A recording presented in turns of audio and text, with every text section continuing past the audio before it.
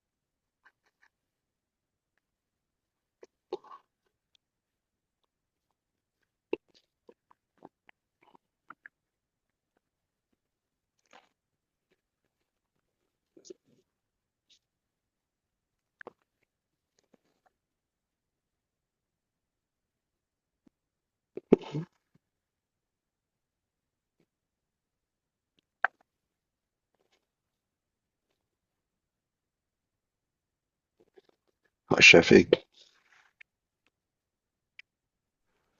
Evans.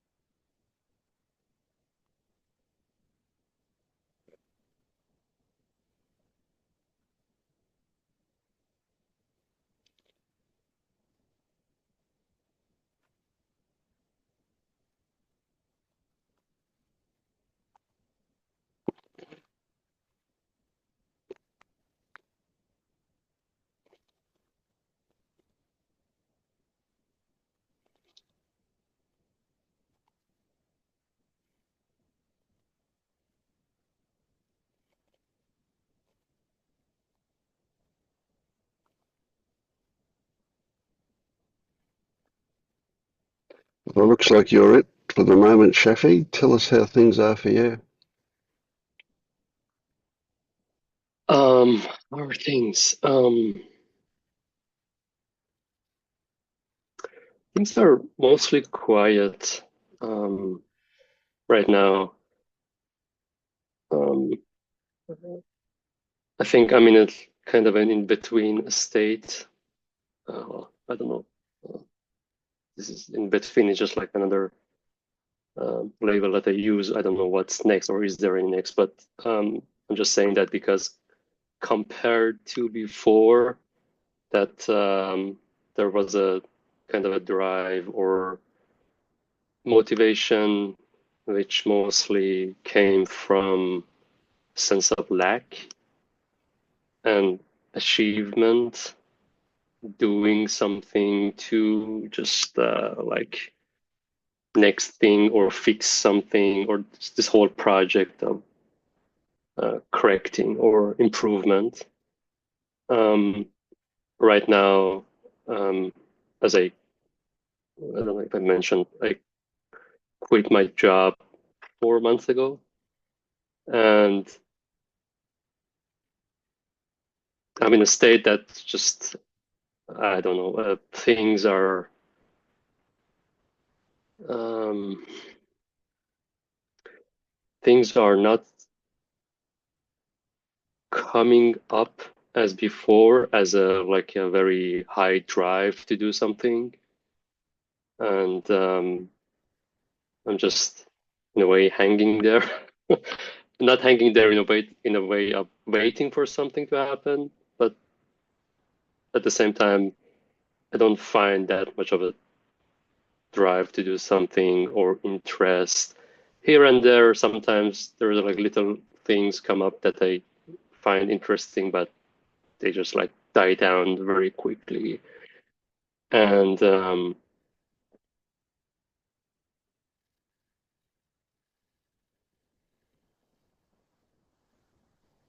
yeah, still, I guess I see it as a habit of every going to just watch something or read something about like this spirituality or this seeking still there. But and I find myself getting entangled in a way to just like, oh, what is this one? What is compared to that one? And then like realize, oh, okay, I'm just again caught in the thoughts. And I guess, yeah, nothing survives really here. I mean, anything that I come up with or my mind comes up with, like the other day, I was thinking, okay, I'm waiting for intuition. Then I thought, like, what is intuition? How do I know this is intuition compared to not intuition? What's my kind of evaluation metric? If it leads to something good, then it was a good intuition. If it doesn't, then it was a bad decision, a thought. I'm just like getting used to being in this no land, no ground Great, space. great, great. That's the most relevant statement. I'm just getting used to. Yes. So you are in between, and you're in between the familiarity of the old world and the not quite yet familiarity of this world. So, there's a kind of an in-between thing, and there is a loss involved. There's a loss of the old familiarity, and that can bring on grief sometimes. Yeah. So Yeah. there's a trick. Yeah. And because it's not never a well, I say never, but yeah, let's just stay with that. Because it's never a instant and complete transformation, Hmm. we drag bits of the old world through with us. And that bits of the old world, as you say, are I need something to do. I need to be achieving. I need to be right. But see, that was all based on the self. And now as there is no self, or it's seen to be an illusion, it has no foundation anymore. That's why when it does turn up, you immediately see it as baseless, literally baseless. There is no base of self for it to rest on, so consequently it falls away again very quickly. So recognizing that all of those, how could I put it, those sense of dissatisfaction or sense of something not being quite right has all got to do with just losing that old familiarity and developing the new familiarity. And what will happen, without doubt, what will happen in the new familiarity once it is no longer pushed and pulled by the old stuff, is the magic will start to reveal itself. You know, that direct experience of color and sound and all of the stuff that happens without the corruption of the old self trying to make meaning out of it, literally make something out of nothing is what it does. And the end result of that is a label to relate to. And that's what will be falling away as we speak. So yes, beautiful, beautiful place you're in, but not yet quite comfortable in it. I get that for sure. Yeah, yeah. Lovely, lovely, lovely, lovely. Yeah. Yeah, it's I think 50-50% probably like not comfortable because I still see my mind tries to grasp something and then so, oh, this is interesting, this is it, or this is something new, or this means this thing, or even as you mentioned, like grief was a period of time that I had this kind of a grief for the whole project of getting better or just like achieving something or just like realizing somewhere or becoming awareness or something like that, and then Yeah, realizing and then that leads to also like go into this um like nothing means anything, like there is no meaning in anything, and it was kind of a sad, it's just like a pointless kind of a living. It was for a while also, then I realized, oh, this is also another concept, this is also another yeah, belief that I am grasping to, that there is no meaning or something. I mean, it's so interesting to see how this organize or like this body mind is wired to just like grasp to something and like get something, build something out of it, go after it, and then just like build itself up again and again and yeah, again. absolutely. So yeah, my experience is not like it never ends, so I can't say if anytime it comes that actually there will be no story. I can't say that, but in my experience, that is always different stories come up Yeah, and yeah, go, come absolutely. up Yeah, and go. yeah. Yeah, so as say you can see how the mind wants to make something to Yeah. grasp out of nothing, and it does that. That's its whole nature. That's its whole job. Make something out of nothing, and, and give it meaning, which is another Mm. something out of nothing. Well, it's actually a nothing out of nothing. The meaning. So you can see how all meaning, all purpose is an overlay on reality. It's an extra. It's a story added to, or Pernilla says it's a post-it note on reality. I love that one. So it's not a case of the stories not occurring. It's just a case of how much notice you take of them, Mm. or whether you engage with them. And Relationship with that. yeah, yeah, perfect. Yeah. Oh. And you can see that you'll substitute a different story of meaning to things or purpose to things, but you can still see that that's a story. It has no actual foundation in reality, but it's convenient to have. I'm meaning or I'm achieving more comfort in this new place. You Yeah. know, and it's a story, but it's a good story. So what we start to see is that there are stories that, well, I wouldn't go as far as to say they're useful, but they're a transformation of the old stories, and so consequently they have a different effect. We have a different relationship to them, and they're just there. They're just there, and that's it. It's just the nature of the mind to always be busy, and so we can allow it to be busy and not take any notice of it. So it's in the background all the time.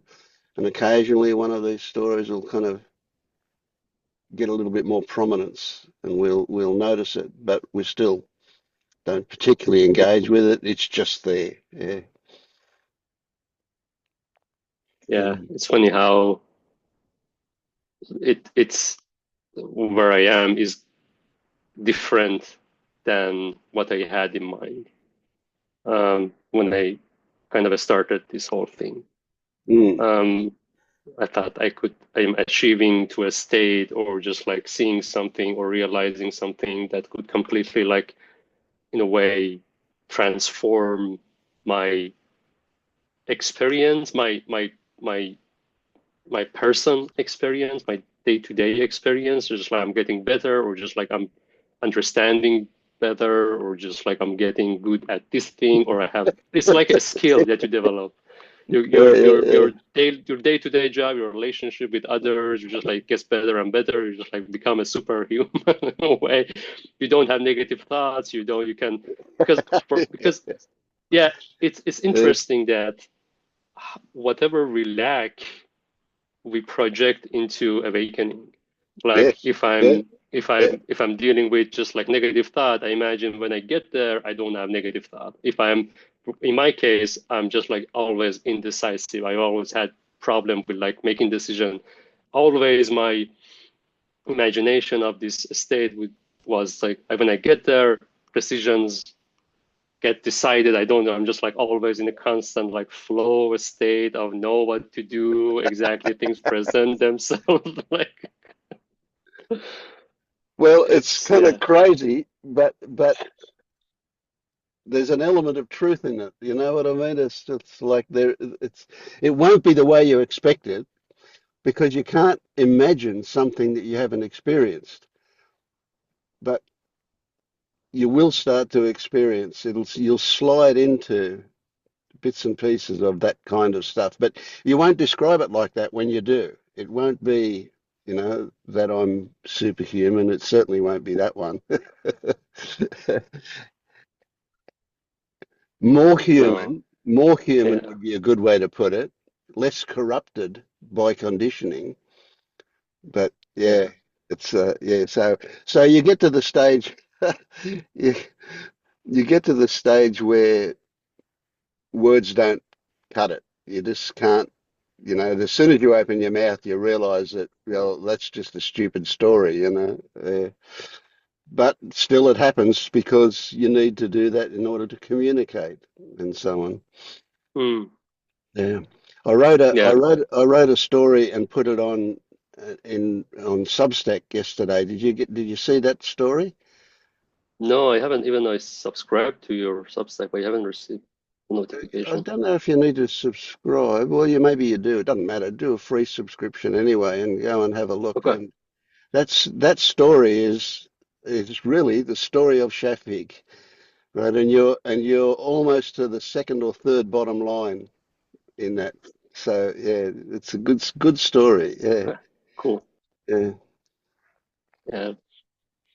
I find it like most challenging when I'm talking to others, not just like the friends or relatives, I don't care, but like for your close, like my wife, for example. Like it's very like kind of a different perspective to operate, when you are Hmm. not kind of a goal driven in a way as before, and you are not um, having belief to your plans as before, or just like not going uh, for it like a very big desire or something that I want to get, or just like that seems very interesting. Let's do that. Always like, you throw yourself all. I don't know if it changes in the future or if you actually, in your experience, other people's experience, they actually get to a point that interest rise up and then they start moving. But at least for me at this stage, it's just, as I said, like there is no big interest and it's hard to explain and also say, don't worry, I'm not worried. I'm not like uh, Yeah, yeah. worried about the future. But I know if something needs to happen, but it's very hard to explain for people because it's not Yeah. the way that we are usually like. Well, that's a really interesting one, and it's very relevant too. And that one of the things is your wife cannot possibly understand what's changed in you, because what we do is that other people are our projection, our interpretation of. She's going to continue to see you very much in the old way, although that might modify a little bit as you don't react in the same way you used to, and so on. But essentially, she's going to keep seeing the old Shafig uh, for quite a while uh, as time goes on. So you can never expect her to understand or to have. See, understanding is a stupid word, but you can never expect her to grok what's different in you. And you can have compassion for that. That's so it's like you can forgive her for treating you Yeah. the way she used to treat you when it's no longer relevant for you. It is a rather interesting one, but you'll find this with to degrees with everybody you relate to. Yeah. Nobody can really get what's different in you now. I don't even get it. That's right, exactly. Yeah. Mm. It's also not like it's constant, because I also see that how it changes. I mean, it's interesting also to realize how before there was this energy being kind of wasted in a way to have this consistent kind of a response and behavior, and then always like going back, okay, who is this person? This person liked this thing and like hated that one, so I need to like maintain this personality, maintain this character. And right now it's just like, well, I see how easily the reactions changes based on the different condition. Like if I hear a different song, maybe I say different things. Maybe like there is like a dog barking, I say different things. Or if I read something, there is no really like a solidity here that actually Yes. do something. And it's it's kind of a freaking me out in some way, that because I don't know what's going to happen. Yeah, yeah. It's just like, Well, so you also you're I imagine this is the case that you used to hear a dog bark and the label had come along, barking dog, and you relate to that label, barking dog, and that means that 100 different dogs of all different sizes and all different shapes and barking for different reasons would just be a dog bark. Now every single dog bark is different, mm, even from the same dog. If they're barking at somebody, that's one thing. If they're barking because they're chasing a bird away, that's another thing. Different. So you no longer just relate to a label. You actually hear the sound. You you may or may not yet experience being the sound, but the consequence is the difference of each time is more palpable. You can much more get in. So there is no consistency in anything. Everything is new, always. yeah. So you're sinking down to a level beneath words for experience, and every experience is brand new and totally unique. Yeah.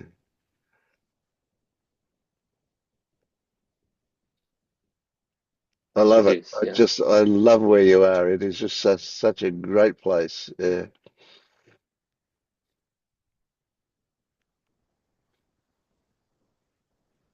Yeah, it's such a new and different way of living, really, that you don't need to know, and then just like going with whatever comes up. in a way that just like you can't put on a label, negative or positive, even on different emotions that come up. I used to always like craving for good emotions, and right now, just like every day that I wake up, I'm kind of spend time to just see, okay, what's here, what's Mm, there, and then just really without actually even wanting to resolve it or even just understanding, just be there with it. And in itself, it's just like a very interesting adventure to see mm. this. So instead of looking f- for what's here, what is outside of you, touching you, if you were to imagine that that is actually inside you, Yeah. that what you can only express as being out there is actually a way of describing your experiencing. Yeah, 100%. I think what I meant was just like what is experience right now and what tone does it have, what's tone of like emotions or anything, because it's hard to actually differentiate between inside and outside, Mm, um, because absolutely, yeah, yeah. everything is just like together. Everything just like one thing is happening and going. Mm. And even on a, and I guess maybe they're just words that you've used, but even trying to describe the tone of things to yourself is a way of separation. Yeah. It is just what it is, but then of course words become useless. Yeah. Yeah, it's totally like even it's very different because my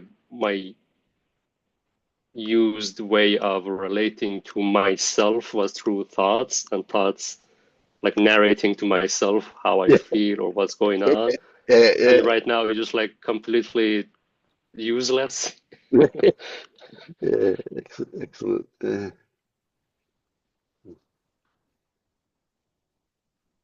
What are your thoughts about all of this, Paul?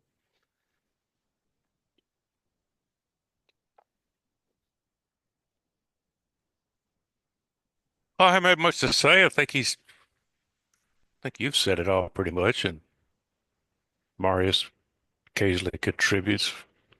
Sounds like he's in a good place. I don't know that I could add anything to what y'all have said. I mean, the way I describe it is he's cooking. Beautiful. Yeah.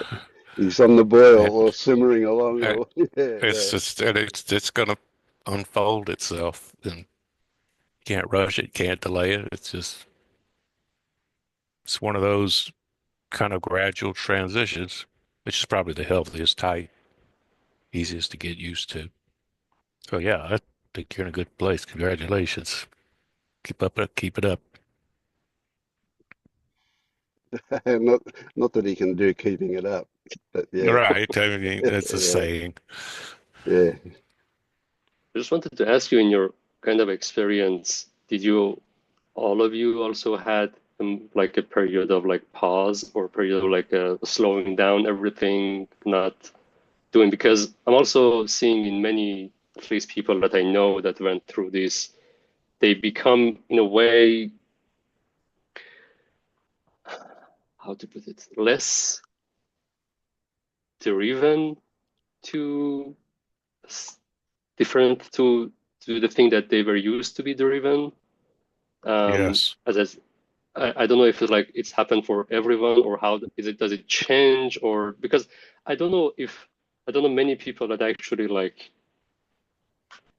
pass through the gate and become very kind of achievers in the worldly uh, manner.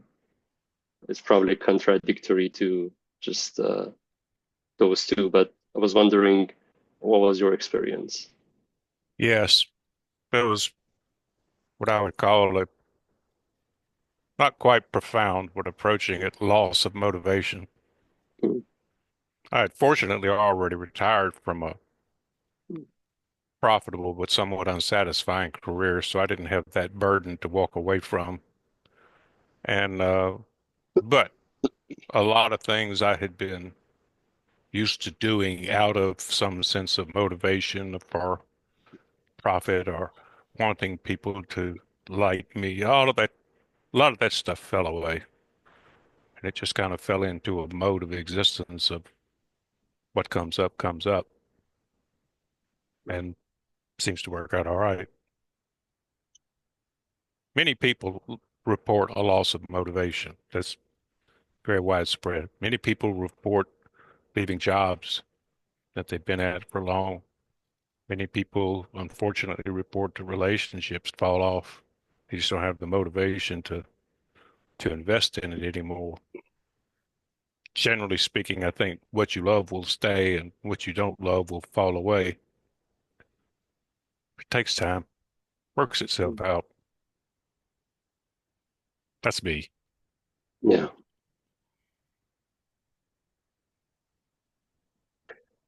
For me, it's a question that doesn't really make much sense. I kind of Mm. don't understand. I don't I don't remember being driven, but I guess I was to achieve certain things. Now I still have goals, you know, but they're just there. They're not. There is no drive. Okay, so here's an answer, I guess, to your question. There is no drive to achieve those goals. They're just there at the moment. Do I have motivation to hold these meetings, to attend these meetings?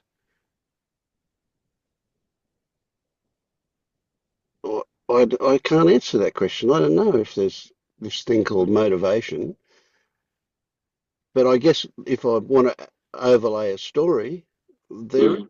I can imagine that I'm here because it makes me feel good. But the reality in daily life is that my calendar says it's time for a meeting and it happens.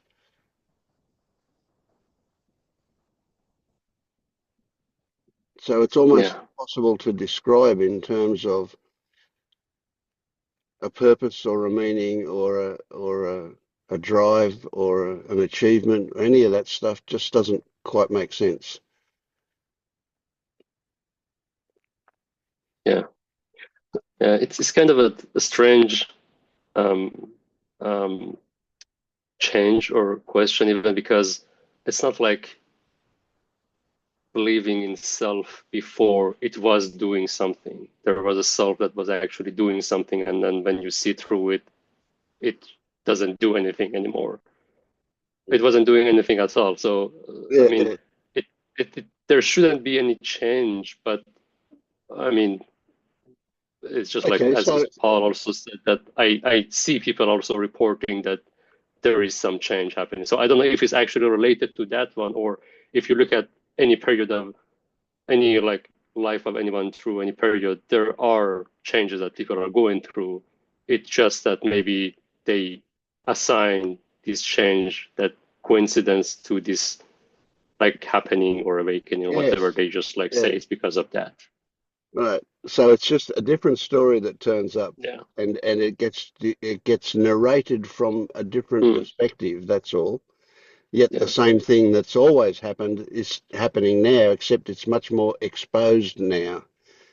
And so consequently, it doesn't spiral off into other unnecessary things. And so I just love this mind making something out of nothing Mm. concept, right? And we used to have all of these solid things, or at least they seemed solid, that the mind made to describe everything that happened. And now we go, well, what a waste of energy that is. Let's just not even bother with it anymore. So even trying to, we even make a story about from this perspective, what is happening rather than what are we driven to achieve, it's just a different story. Yeah. Yeah. So really Yeah. here, it'd be very, very easy to reach a point of nothing to say.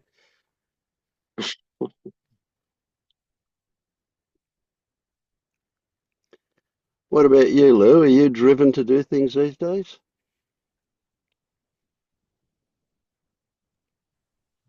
You say Lou. I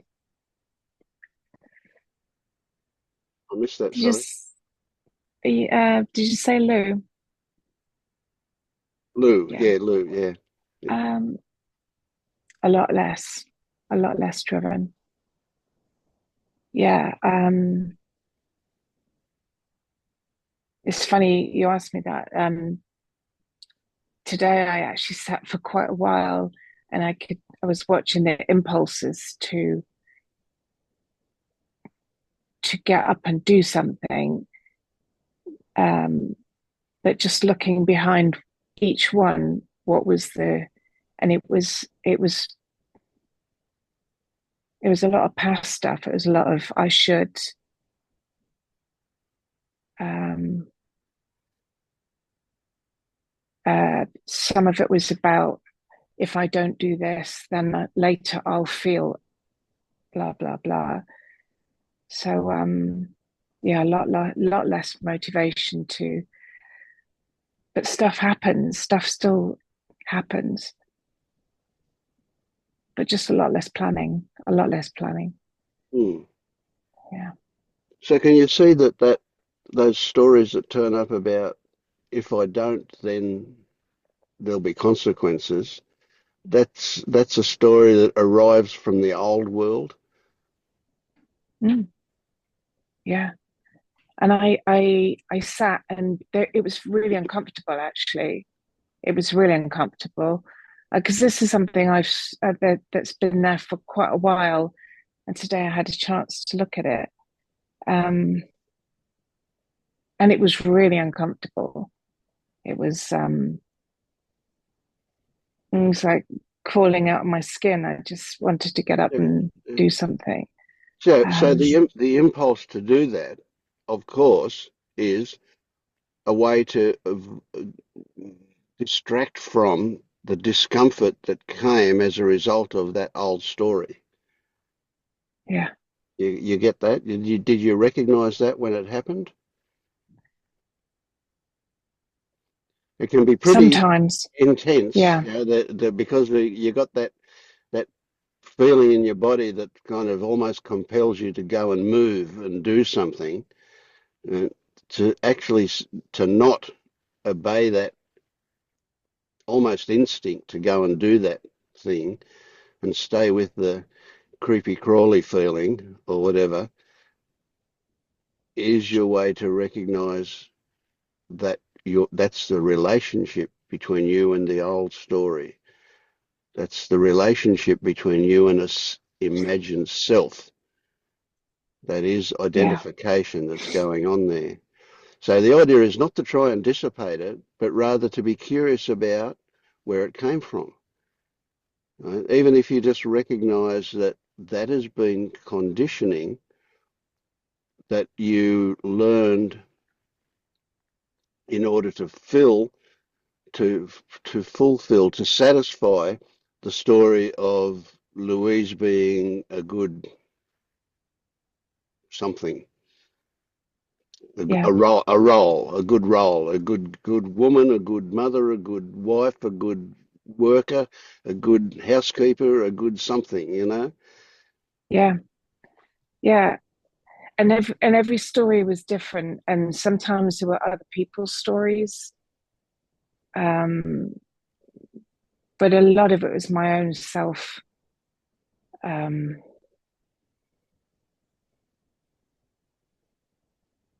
it was almost like it's just it was unkind. It wasn't a kind, Mm, um, and it's the more I sat with it, the more I could see. I wish I could have just sat with it all day, like just felt all the impulses come. But I've got my teenagers here, so I had to do some stuff. But um, You can bookmark that stuff to come back to later if you recognize that that's a possibility. yeah, You can say, well, I need to get up and do something, but I'll come back to you. So don't go away. Hang around in the background. yeah, I hadn't thought about that. Mm. Yeah, and then I don't know, just I did stuff today, but it was different. It wasn't. It was rolling along. It wasn't. It wasn't to feel. It was something about satisfaction. So that I have this thing that at the end of the day, there is something about doing things to feel satisfied. hmm hmm That's deeply Um, ingrained, that one. That's the motivation your mind uses. Follow me and you'll end up with satisfaction, it says. yes, And completion of anything, no matter how shitty it is, if it turns up, there's a promise of satisfaction if you complete it. yes. And and and denying it that satisfaction is the quickest way to break habits. That's been like a prison, I would say. Yeah, Yeah. So a yeah. question that comes up that may or may not be relevant was, did your mother use that unkind, whatever you call it, was she unkind to you as a way to motivate you to do what she thought you should be doing? I can't put my finger on who it was that was saying, but it was the words that came up were lazy. Yes, yeah. Well, there's definitely an element of Yeah, unkindness in that, isn't there? It's an um, accusation, yes, yeah, but it's meant to motivate you. It's meant to get you to be not the way they see it as lazy. Of course, yeah, you were never lazy. You were certainly not motivated to do what they were telling you to do, but they called it lazy. But your experience, there's no such thing as laziness. There is just lack of energy, lack of enthusiasm, lack of. I'm talking about myself now, because I was called lazy mm, a lot as a child. And it wasn't that I was lazy. I had plenty of energy for things that I was interested in, but I certainly wasn't interested in a lot of the things I was supposed to be doing. Yeah, yeah.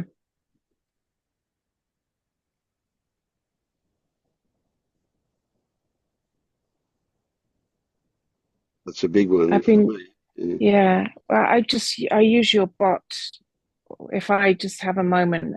I suppose it's my meditation now. I just whatever's coming up, whatever trigger, or I just get curious about something, and it just leads me down a path, and then might come back to it later in the day. And that's what I did today with this. But it gets to a lot of stuff that I wouldn't have been able to see myself, like today, like the triggers. Like I would have been quite happy being lazy today. Really, I felt like being lazy. That there's something that stops me from being lazy. I feel like I have to keep going. I have to Right. do something. I have to feel satisfied. Could you come up with a different description of what you're calling lazy? Could, if you could you can you imagine a different description? Something more Um, actual, something more that is more accurate in describing your feelings, right? Lazy is a really gross, stupid way to describe those feelings. It's loaded with a morality, and yeah, and and that doesn't work for what's actually going on for you. So you might say, I was unenthusiastic for what didn't interest me. as a description, or something that doesn't have the morality story associated. We have to work at this because it's like missing out of our language a way of describing it that's unique to our current situation and accurate to what is actually happening. Lazy is a lazy way to describe it. Yeah. But it's more about like it's literally just wandering around doing what I want to do. Like I've started keeping my paints out on the kitchen table, and it and and so sometimes I've got like I get busy, but then I'm drawn just to sit down, even if it's 5-10 minutes, and just paint, and that's then I get the lazy dialogue going on. Right, right. Um, So once again, I would say look for an alternative to just paint as a description, because just paint, the word just is a cousin to lazy. You know, it's saying only do this, right? When in fact the reality is, oh, I really want to get in touch with this creative part of me. I just want to be able to express something from deep down inside, mm, which I imagine is much more accurate than I want to yeah, just paint. Just it paint is. really downplays it as to something really less significant than what it actually is. Yeah. Well, that's the other thing. I sometimes I just want to sit. I just want Yeah, to sit. I right. just And want to we, sit and be, and yeah, that's a big different thing for yeah, me. yeah. And Yeah. we've been so conditioned to, if you just sit, you're being lazy. You should be doing something. You should be Mm, productive, right? You should be. yeah. All of that morality stuff. When in fact, Even the even the just, meditation. I just don't. I don't want sound. I don't want anything. I just yeah. yes, you just, All that meditation stuff. Searching yeah, for the right meditation is gone. yep, yep. I Yeah. just get this feeling in me that there is a really strong impulse to connect with something really wonderful, deep, deep, and wonderful and harmonious and loving, and you just want to get in touch with that. And Yes. every time you get even think about it, you get told you're lazy. Oh yes. It's funny you said that because I had a little fleeting thought today that what that place, that feeling, that um, I remember I wanted to be there. I remember as a child wanted, and I remember being told it's boring, or it's deep. We don't go there. But the more I get in touch with it now, that's what I want. I wanted to be quiet. I wanted to Mm. sit and read, and just be. And be in touch with that wonderful. It's more than quiet. Quiet is an inadequate word, but it has quietness. But it is Mm, a really beautiful, wonderful place of completeness is what the word that pops up here. Completeness, connection with something absolutely fundamental and beautiful. yeah, Yeah. yeah. I can remember, way, I mean, back in my 20s, I still have this image of driving with my father. He was driving the car and I was sitting in the passenger seat. And I tried to have a conversation with him about emotions. And he just said to me, we don't go there. Yeah. Cut me off. Yeah. It Yeah. was, now, how come, you know, 20, no, 58, almost 60 years later, I've still got that image in my mind. It's still there. It's Yeah. still easily accessible. That the sadness that I felt when he said that, that we just have to stay at a superficial social level all the time, and it's all about achievement and meaning and all of that stuff. That was Yeah. just so sad that he just did not allow himself access to anything called an emotion.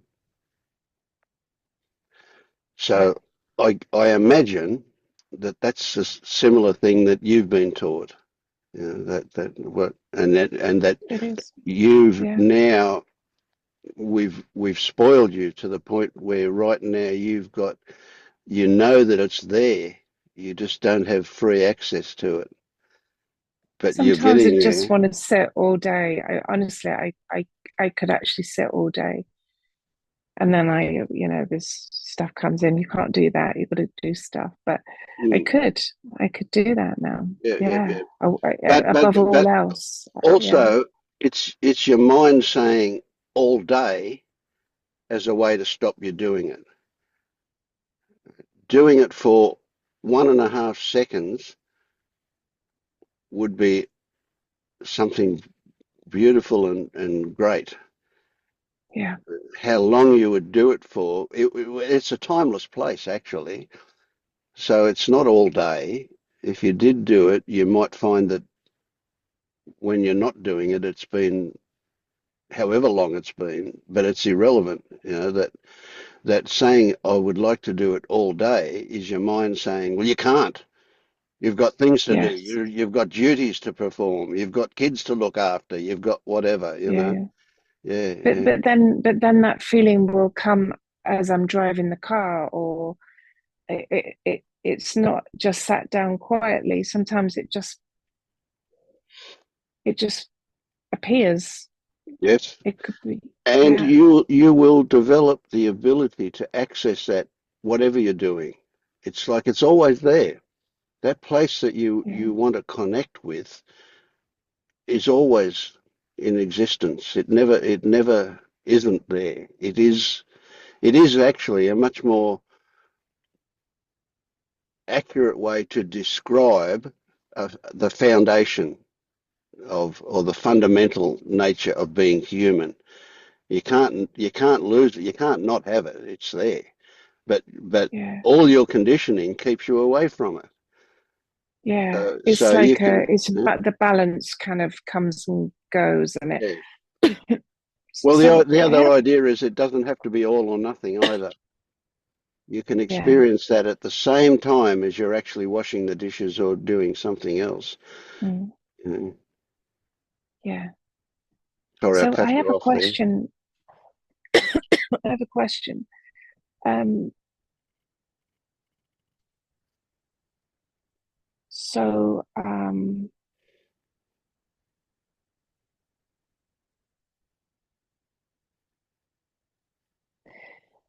sometimes, and this is when I use a bot to go through the sensations. And over the last 2 weeks, there's been a lot of energy movement, and what I call these energy. I get a kick from the stomach, the jolt. This is quite visceral, and it's starting to slow down a bit.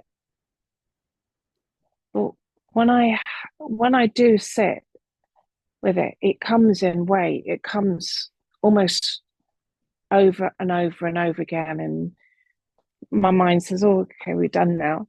And then there's another a wave, and if I stay with that long enough, because there's no fear about it anymore, it's just curiosity, and And it's actually very similar. There's no, it might be different. It's quite, the sensations are quite familiar, quite the same, if that makes sense. Mm-hmm. When they eventually quieten down, that's when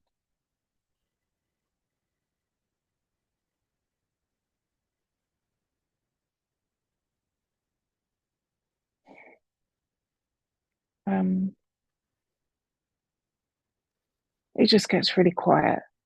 It just gets really, really quiet.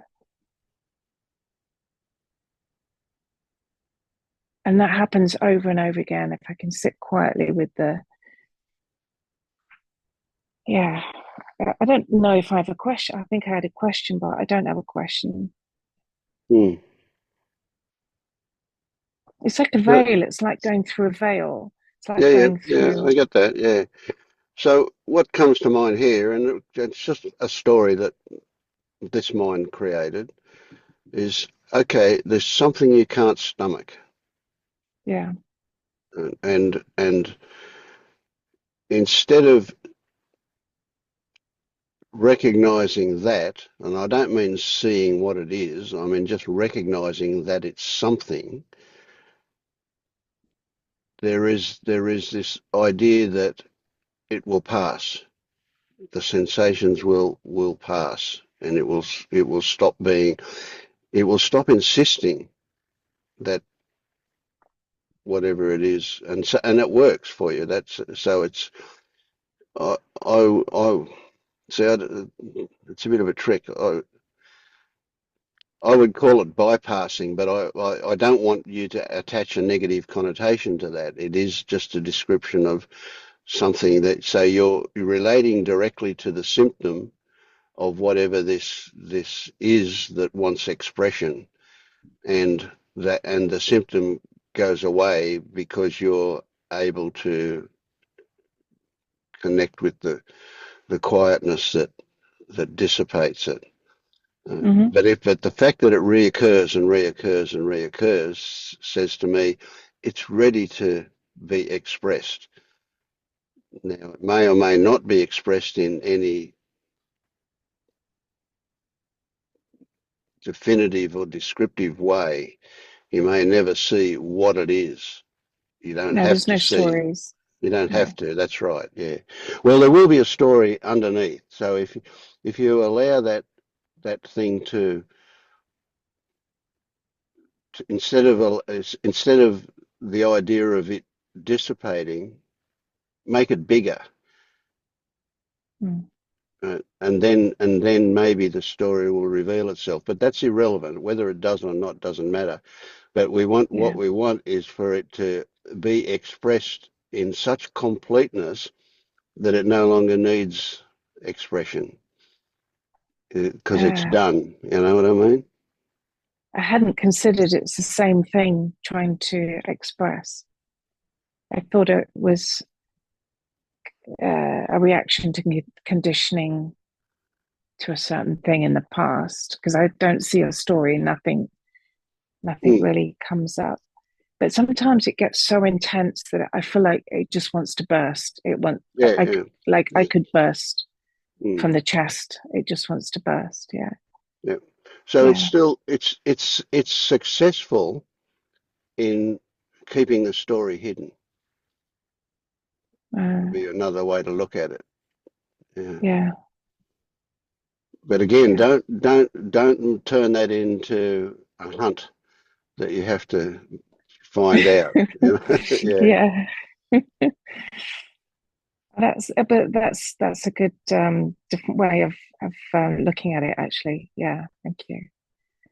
yeah. Well, Okay. it's just a story that turned Yeah, up here, and we don't know whether it's accurate. See what happens. Yeah, just be curious. Yeah. yeah, But you know, when it does turn up, part of your mind story is going to be that, oh, if I just sit with it in the right way, it'll go away. yeah. But instead of that, But go, I don't want yeah, it to go away. I want you to stay around until you tell me what's going on. yeah.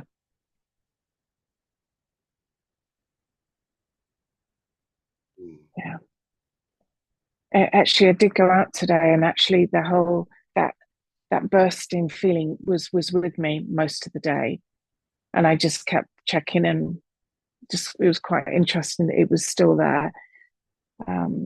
Yeah, so it's not just sitting quietly; it's there pretty much all the time, and that's the difference in getting in touch with. I want to say sensations. It's not. It's just energy. It's just flowing energy during the day. Yeah. Another interesting one that came up for me just then when you said that is when you said that it's there all the time. I'll bet you it's not there all the time. I'll bet you that's a logical conclusion because there were times when you were aware of it and it was there, and there were times when you were unaware of it and you assumed it was there when you were unaware of it when you were aware of it. At the time it was there, the story would come along that even though I was unaware of it, it must have been still there. So it was a logical conclusion that it was there. Now, it may or may not be. That's irrelevant. It's like my tinnitus. You know, I can presume that it's always there. And as soon as I said that word, I can hear it again. But before I did that, I was unaware of it. So logically speaking, it wasn't there for me because it wasn't in my awareness, because only what is in my awareness is actual. Everything else is just conceptual. But the moment I think about it, it actually appears, and I can go, oh, well, it must be always there. But in actual fact, it's not always there. It's only there when I'm aware of it. So this is very likely the case for you as well. Right? You can presume that it was always there, but that is a logical conclusion.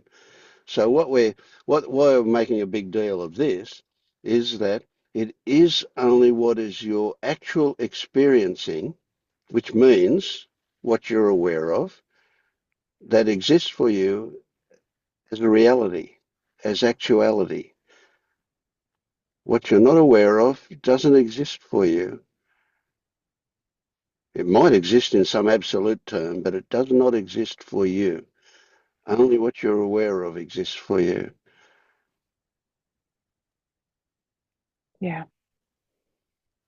And another perspective, I've been much more aware of that whole concept and that reality over and over again, like in a much more minute detail. Yes. Just leaving that moment behind, and Yep. Beautiful. Yes, that's part of what I was talking with Shafig about.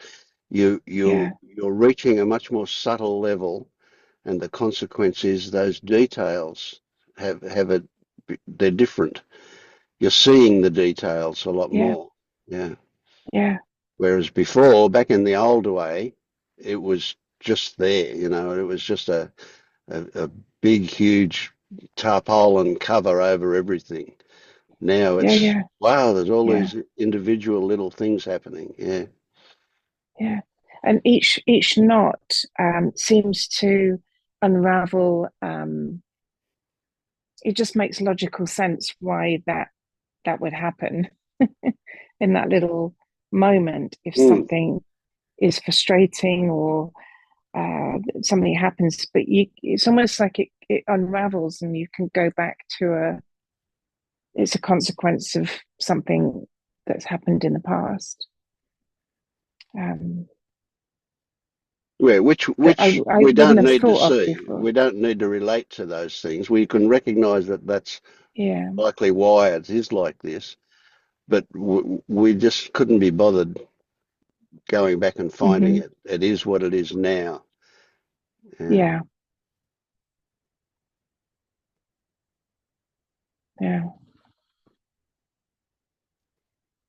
The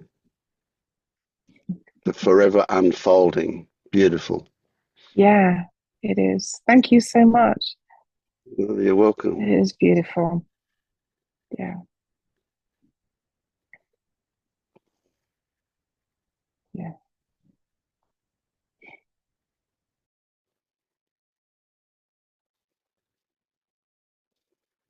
How about you, Ray? Where are you up to at the moment?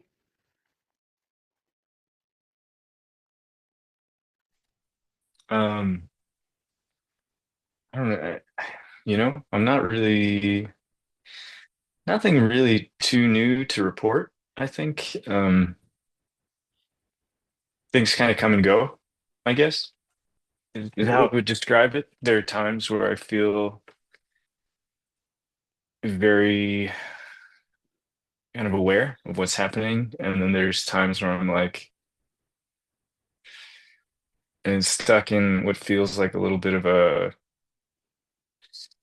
kind of like a whirlpool where it's like, oh, I'm identified and I want to get out of it. So like how do I get out of it? And then, I'm that it's like quicksand, right? So I'm trying to like make something happen and that makes me Yes. get further away from what's happening.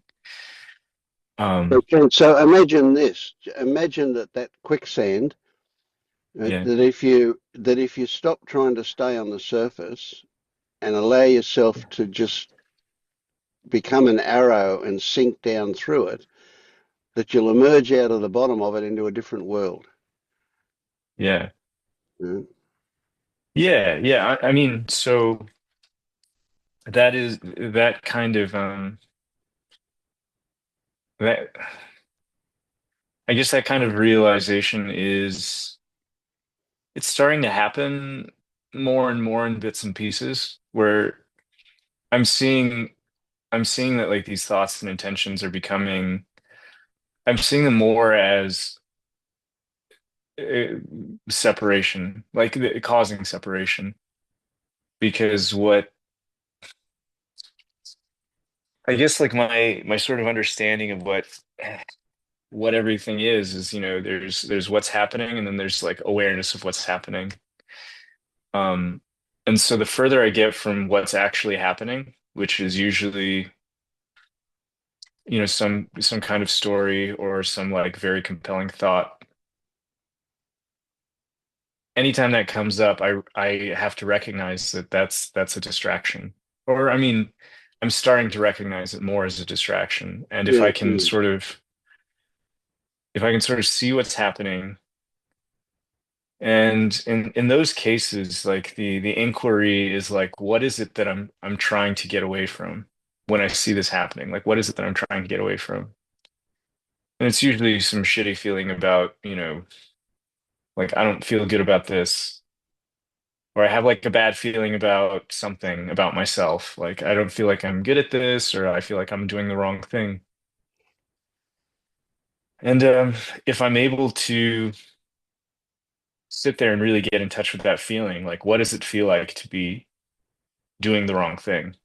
Or what does it feel like to think I'm doing the wrong thing? Or what does it feel like to feel like I'm not good enough? If I can kind of get in touch with that, then I can sort of, I mean, I don't know. I can get in touch with the awareness again, because then it's just awareness and that feeling, as Mm, opposed to awareness, that feeling, and then me chasing a thought to get away from that feeling. mm. And so that happens in spots, in like little flickers, Yep. and I don't know. So it's different. It's changing. It's fits and starts, and sometimes there's also plenty of doubt where it's just like, am I making this all up because of all the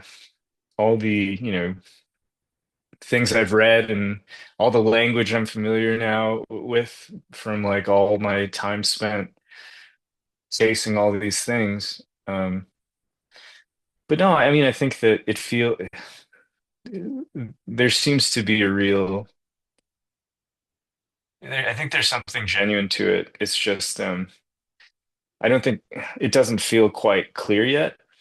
And I've kind of been sort of in this space for, I would guess, probably about 2 weeks. I think like two weeks ago, I think it was this meeting where, I was talking a lot and, it was. it felt like something was happening. And then last week it was kind of like, I don't know, like I think whatever it was that was happening is maybe not happening anymore. It is whatever. And now it's just like there's definitely something changing. It's something different. Part of it is, I mean, I think the seeking mechanism is slowing down a little bit because um I don't know. I think it's kind of like a recognition of what's happening in a way. And so now kind of listening to other people like describe what's happening, it almost feels like redundant, where I'm just like, I'll just listen to music instead. I don't know. Like at least that's got a different kind of energy to it, which is very I don't know. That's I think that feels like a little bit of a change. Maybe it doesn't mean anything and it's just like yeah, I don't know. That's a lot of Yeah, talking, but yeah, that's no, kind of where no, I'm that's at. good, good stuff, good stuff. What do you want to tell him, Shafik? You're bursting with something there. Tell him what's coming up for you. No, I was just laughing because Ray mentioned about like listening to music instead of just listening to other people's like description of what they're going through. It's Yeah. just like, yeah, it's just like I remember I had the same experience at some point. I just like realized I'm going through the same thing happening in loop and listen to other people's description and imagine it would be like this. And then my mind tries to come up with a how to get there. And then I try to again create a new goal and then compare them. I think it's just a part of the thing that I needed to go through to exhaust myself, to exhaust my seeking mind, and then I get to the point say, okay, this is all bullshit, this is all crap. I'm not getting anywhere. I just give up, and that whole thing was very helpful in a way. So I think we're in a good Yeah. place. Yeah. No, I mean it yeah, I appreciate that. No, it's a very different feeling because I think like in the intervening time between, just like maybe a week or two ago, it was just like watching all these videos, listening to all these guided meditations, and just trying super hard to like, stay in this mindset, try to like stay in touch with something. And it was frustrating in a lot of ways. Um, and so yeah, I can't describe it. I mean, I've had like probably just like a minute or two here and there where I feel like, okay, I feel like I'm in touch with sort of what's happening and kind of how things work. And now like listening to a video where they're like describing it is, yeah, I'm just like, okay. I mean, I could do that. And sometimes like that desire is still there, but it doesn't have the same pull that it used to. I mean, I think that I still will. Like a part of me still wants to stay oriented to like paying attention to experience and what's going on. But it doesn't necessarily have to be the kind of thing where I need to listen to people telling me how to do this necessarily. You know what I mean? Like Yeah, I don't know. that's a big It's one. hard to describe. That's a really big one because yeah, there this is not something I've articulated before. But what you said really provokes me the idea comes up that we reach a point where we become our own guru rather than Yeah. looking for it externally. We can listen to, we can access wisdom. It's really hard to put that into words, but it's like it changes from an outward to an inward kind of listening. And it sounds like you're right at that point where you're starting to recognize that, the way you were wasn't never wrong. It was just what it is, but it was a distraction from what is actually happening. Yeah, definitely.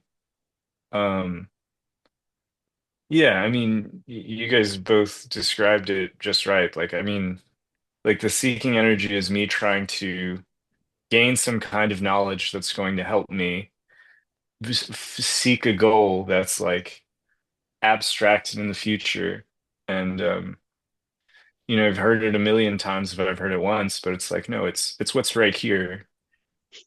And like I feel like once I touch into that, or once I've seen that like once or twice, it's like, oh, that's I don't know. It's a little bit of a feeling of like, oh, I kind of see like what needs like what it takes, or like what I'm supposed to do, and it's not this thing that I've been doing.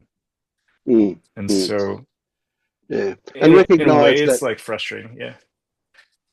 But Just recognize that every little moment where that happens changes you, and it changes you big time because it reveals to you possibilities, and then recognize when that happens that very likely what's going to happen is a story of, oh, I want this all the time. And the yeah, reality is that everything is always in ebb and flow. Everything is always moving, changing, evolving. Yeah. yeah. Yeah, I mean, that, that's definitely, I don't know. Yeah, that feels like it's still there. Like it's not, I wouldn't say that it's smooth where I'm like, oh, now I've got it. Like I know exactly what to do, but I kind of, I don't know. It's like the character of it is different. And, um, Yes, yeah, yeah. It you has a know, different flavor that's yeah. yeah. Mm. So, I mean, that's kind of where I'm at. And, yeah, I don't have like, I don't really have a ton to say about it, I guess. Yeah, and it's just, I think I'm a little bit more sensitive to like when thoughts are coming up, and I have a little bit better sensitivity to like what they're trying to distract me from. Mhm. And so sometimes I just like if I see that happening, I'm just like, all right, well, let's go to where they're trying to distract me from.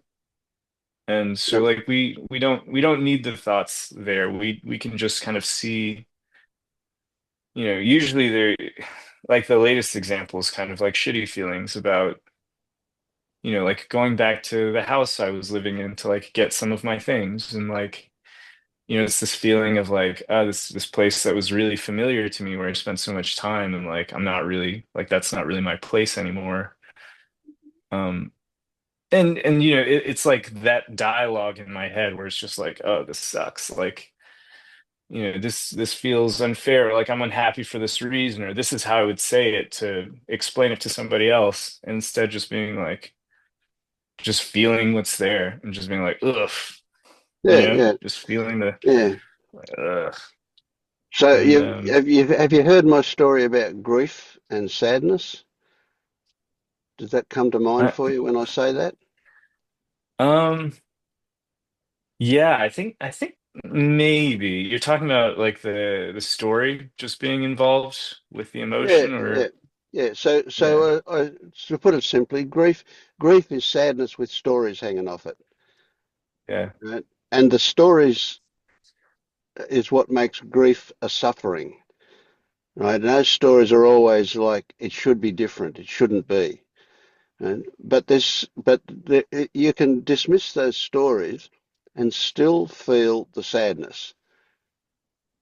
And it's like I give the sadness some legitimacy that I don't give the stories. And so the sadness of, oh, it's a shame that that's just words. It's that things didn't work out differently. Okay, so there's kind of a story that turns sadness into grief, but if it's just a recognition of the sadness, it's not really we're not putting a lot of emphasis on how it should be different. It's just a recognition that there is sadness there about this situation. Perfectly yeah, legitimate. You're going to feel that. Don't think that that's not something to be felt because it is there. It does exist. But you don't need the yeah, stories of how it could be different or should be different because they're obviously bullshit. They're just an yeah, overlay on the fact that you're feeling sad about this situation. So that changes the Yeah. whole thing. Yeah. And I mean, still, I feel yeah, go on. well, no, I was just gonna say like what popped in my head is I it's almost like there's three circles and there's what's there, stories and awareness. Mm. And like right now, the story circle is getting a little bit smaller and the awareness circle is getting a little bit bigger. And there are times when it's just like awareness and what's there. Yeah, yeah, And yeah. that's, I don't know, like that feels very different, I think, Yeah, because they're Venn drawings, and there's some of those circles overlap each other, and yeah, it's how much of this is there and how much of that is there, and that's always in changing as well. Yeah, for yeah, sure. What I was going to say was recognize that you've been really conditioned to have control and do things, and that doing is going to keep on poking its nose in. And it's not that you got to tell it to go away, but rather just recognize it when it turns up. That will be enough for it to change, just recognizing it. But yeah, that's part of your personality, and that will probably always be there. It just doesn't need to be acted on like it used to. Once upon a time, it was a compulsion. Now it becomes almost optional. And of course, you'll get to the point where you'll just see it and it'll be gone. right. Yeah. I mean, I feel like that's already started to happen from time to time, where it's like I'm aware of the feeling that I need to do something, and that's all. Like, Mm, yep. Yeah. Great. Yeah. and I'm aware with of that feeling, and then I don't know, at some point it kind of disappears, and then it's like, okay, what else is here? And that's different. Like I was saying, like with the sort of the circles, I think. It's really just in the past couple of days, really the first time that like that story circle has kind of Hmm. disappeared um, for any appreciable amount of time. Like I'm sure it happens when I'm, focused on doing something like brushing my teeth or like chopping vegetables or something. But it's kind of the first time I've noticed it where Yep. I can sit there and I'm just like aware of what's there without it feels like, there's very little to no story there. And that's a very different feeling than I think Excellent. Excellent. Yeah. I've looked at in a long time. Yeah. Yeah. So you could describe that as a significant shift. Something has happened. We don't need to know what, but something has happened Yeah. that's resulted in a new perspective appearing and getting and growing. Yeah. Mm, But excellent. it's fits and starts, of course. So it's Yes, of like course. Yeah. I wouldn't say Yeah. anything's clear or clean, but just things are changing. And that's interesting. Yeah. Yeah. Great. Yeah. Well, you know what? It'll never be any different to that. The idea that Yeah. that there is somewhere to get is kind of craziness. Yeah. Um, we're always just on a path, so to speak. Yeah. Yeah. I don't know. I think there's still all of the same like impulses to like find some like there's still some seeking energy there. It's probably just less than it was before. And I imagine, I guess like from what you just said a second ago, I'm like, I imagine that there'll be even less later. Because Yeah. I don't know, at least from like listening to the rest of you talk, it seems like yeah, there's of course still a lot more to notice for me, a lot more sort of um, veils to drop or things to have happen. But Mm, I don't know. I, we'll just, it'll happen how it happens for we'll me. see. Yeah. Yeah. For sure. Yeah. Yeah. Yeah. What you find. So we can talk about seeking energy dropping or falling away. But that's just the description we put on it. We might also say it seems to lessen in urgency, then lessen in intensity, and then become hollow. and then it isn't there. And then it is there, and then it isn't there. You know, it's impossible to be, you know, like it's different for everyone, of course. Yeah. Yeah. Well, And then well, eventually, imagine. you go Go on. ahead. I was going to Well, say, I was, eventually it just comes curiosity. Yeah. yeah. I think it's funny, like I sort of described having that experience where it's just like I think because it's still I think sort of fluctuates for me, Absolutely. Yeah. but yeah, there's been experiences where it's just like it's something I notice that it comes up and then I notice that it's there and then eventually it just goes away. Right. Do you That's happened. noticing, do you, have you noticed how noticing it changes things? Yeah. Just simply Yeah. noticing. Amazing how simply noticing seems to affect everything. Yeah. Yeah. Mhm. It's That's interesting kind of how the paradoxical yeah. it is, this whole thing about like how seeking creates this the sense of lack, this sense of there is something to get, and the question that come up with like how can I do something about this? What should I do? And then just like the thing about like just notice that without actually trying to do something, without needing to do something, it kind of removes that sense of a doership, something to do. Just like I used to get very, very frustrated when people like saying, just relax, just trust Yeah. your experience, just this is it. And I was like, what the hell you're talking about? Oh, how could this be it?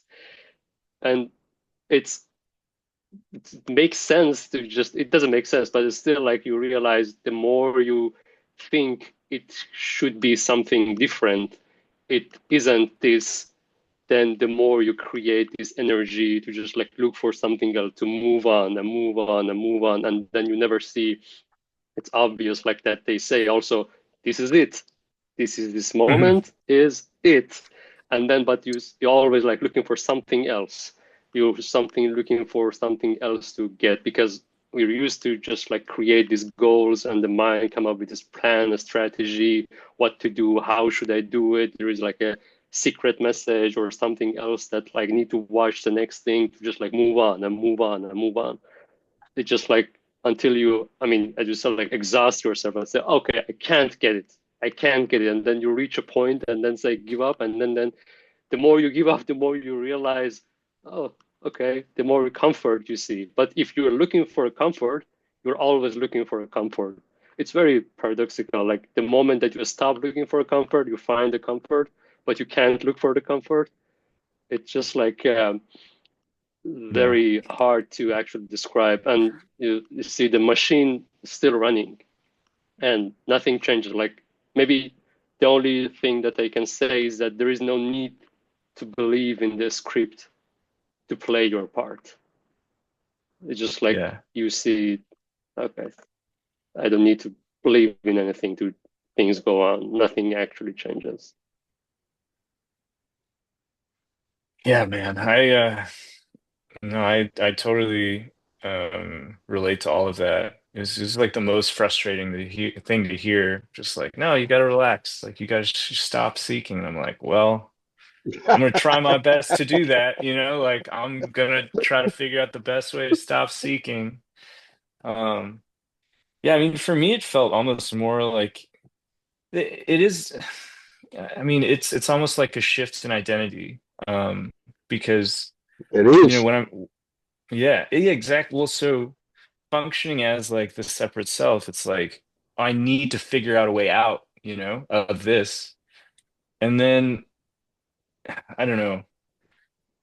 Yeah, like it's very hard for me to sort of describe what it's like for me right now, but eventually it's just like, okay, well, it, if I'm actually much closer to this awareness, or if like awareness is much closer to the thing that is my experience, then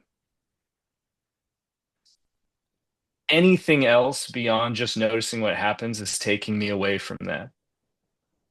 Beautiful, So beautiful. Yeah, it's I don't know. It's crazy. It's still Relax. like yeah, yeah, yeah, pretty much. That's it's still hard to do though, like because it's just a Yeah. flip. I feel like it's flip-flopping. It's If it's um frustrating, be frustrated. yeah, Be as that's right. much as you can frustrated. Yep. Just notice what's there, and that's the only way Just be to find that frustrated. stillness. Yeah. mm. Yeah, man. It's a trip. And Shafig, welcome to guiding. Beautiful.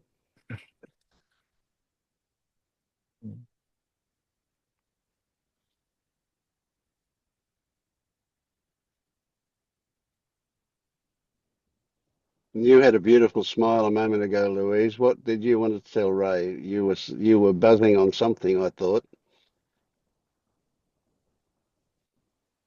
Well, I just felt this huge. I was just watching the faces and the colors and the interaction, and it's just a beautiful moment. It was just everyone was here right now, and I just felt it.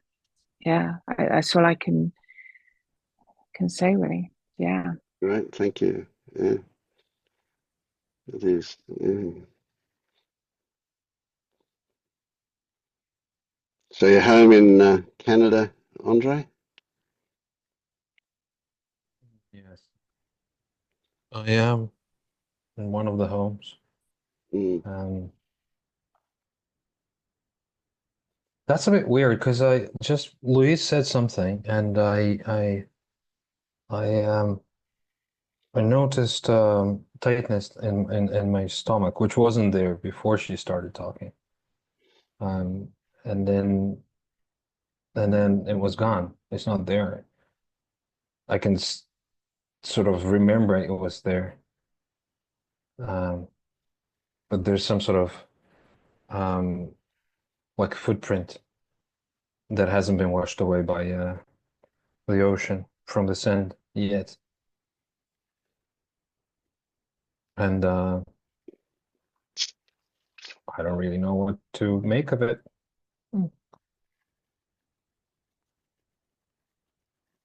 if anything. So if you don't make something of it, can you explain, or rather describe your your response to it? Start at a really gross level. Was it good or was it bad? Was it pleasant or unpleasant? And then work I have down. been tra I have been trained, like, well, I have been sort of conditioned by this community to look at everything that's to do with contraction, tightness, reduction as something bad. So as opposed to expansion, which is good. With these are like I understand these are ideas, but when you ask me to label it as bad or good, I my response was, well, I want to call it bad, but I'm not sure if it's bad or negative or if Well, it's no, but that doesn't matter. That doesn't matter. They're starting with the labeling it as bad, and then we might change bad into simply unpleasant, okay. Okay, and then okay. So yeah. that's the label. That's just giving you focus, just a place to look. And very quickly after that, we can drop the morality stories and start being more objectively descriptive about what was going on. So where was it? What did it feel like? Right. So then we have don't there are no stories attached to it at that level. It is just the sensation. So you said in your stomach. I said it was in my stomach, but now as I looked at Louise and I was and I listened to you talk and I can and it's coming back, but it's not coming back in the same way. And what's added is like there's something in my throat, and there's almost like a link between that and the throat. Like they're like it seems like it's one sensation, one sort of not two separate sensations, but almost like one sensation. But Hmm. it is. I can feel it in my. Oh, it's so hard to be focused on that. I want to dismiss it. But anyway, so it's in my stomach, and it's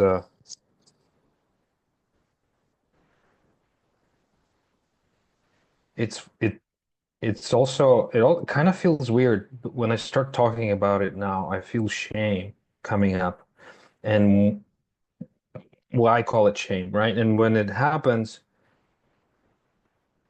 I am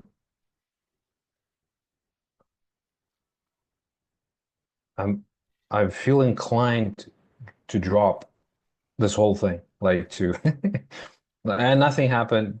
Never mind, go on, move on, do whatever. Mm. Like dismiss and reject the whole experience and the whole, sensation and my interest and my curiosity about it, and then labels Mm. and then your questions. It's like, you wrote like 5 pages and then you just scramble, Yep, yeah, and crunch it up and throw it in the bin. Yeah. yeah, yeah, crunch it up and throw it in the bin. Mm. So what comes up here, and this is just my story, so it might not mean anything, but okay, so there's something you can't stomach, and you'd like to express it, but it gets as far as your throat, and then contraction stops it from coming out. Just a story. It's just a story. Yeah. But what's And your response to it, huh? uh, Hmm. my response to it is sarcastic. Well, I could say a little bit of anger. And there's a story behind that anger that says, oh, people just love. Yeah, I so mean, it's I do it all myself, but people it's just all love an escape, explaining eh? stuff. Yeah, yeah. But people just, it's like, oh, Vince, he just, he came up with this banal, just, Yeah, yeah, absolutely. Total bullshit. Fuck off, Vince. but then I'm like, isn't that what I'm trying to do myself? But because my descriptions are no good, and it's hard. Well, I'm not happy with my descriptions, and so I guess I'm looking for a more complicated or sophisticated labeling system. And that's probably one of the reasons I'm interested in therapy in one way or another. So if I said to you, pink elephants and unicorns, blah, blah, blah, blah, blah, there would be a totally different reaction, wouldn't there? But because I said what I said and the reaction that came up for that, that that Yeah. tells me something. That what does it tell you something? Well, it tells me that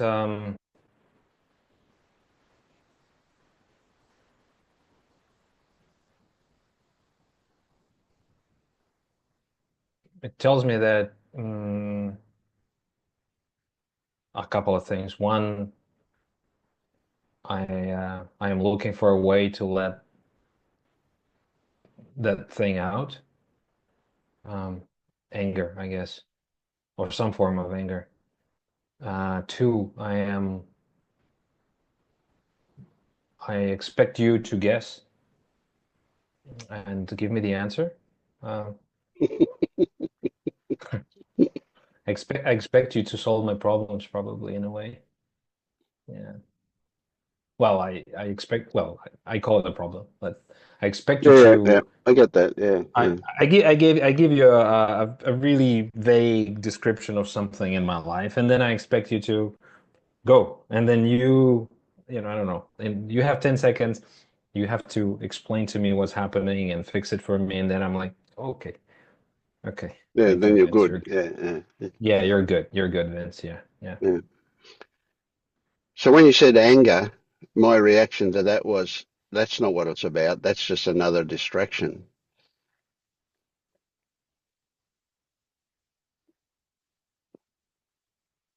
Well, I cannot not ask you, what do you think it's a distraction from?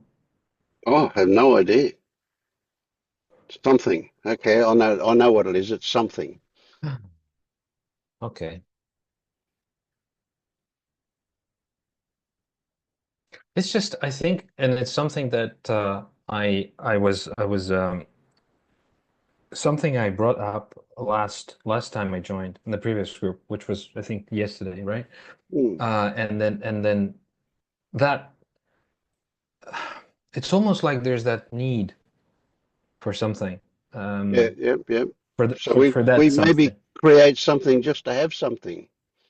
Yeah. So there's that need, but there's also a strong belief that there's no way that need can be satisfied, and that disappointment or that um, re, what do you call it? Like resign, but as a noun, resignation. So that Mm. resignation brings about the bitterness and grumpiness and um, like Yeah, I don't okay, all believe. right. But yeah, this is going back up again. So where you Yeah, got to yesterday, it was very convenient that you got called to get on your flight right at the moment when yeah, you're about to burst into tears. Um, yeah, yeah.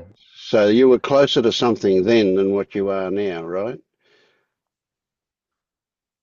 I think it is very close. It is. It's not that far away. Um, Almost like on daily basis. I am close to it almost anytime, but I do get distracted, and or I deflect. I don't want to be with it for whatever reasons. But I listened to I listened to that recording, and and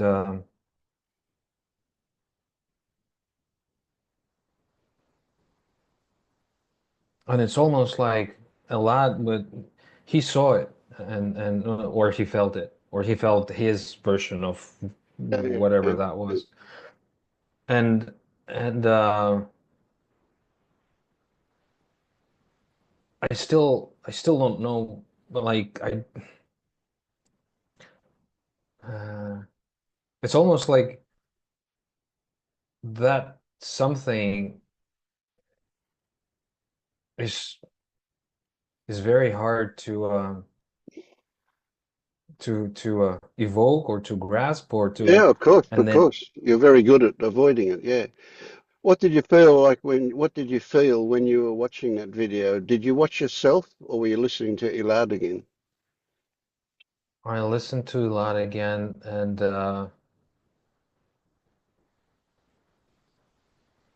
I had that feeling, which is hard for me to describe, that when I when I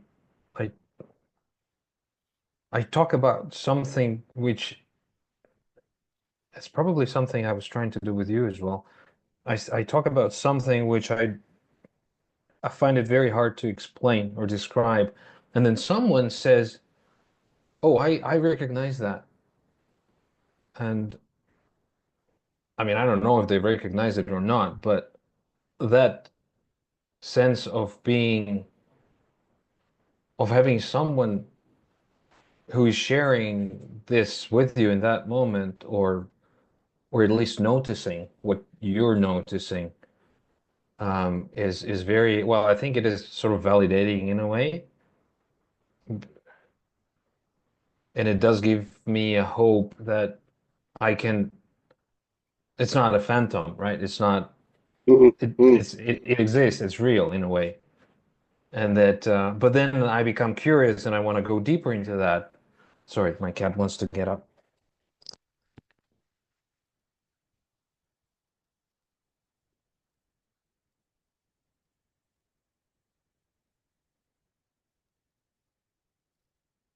Um,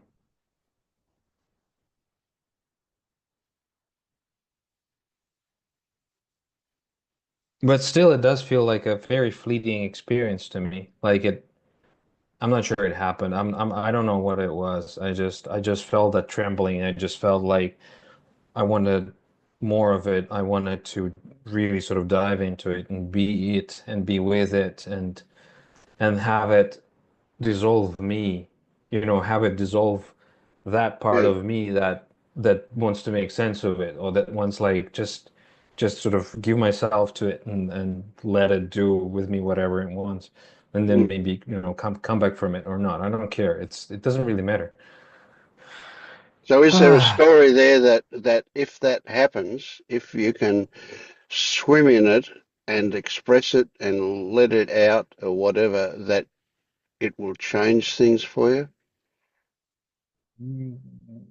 Yeah, it mm, yes, like it will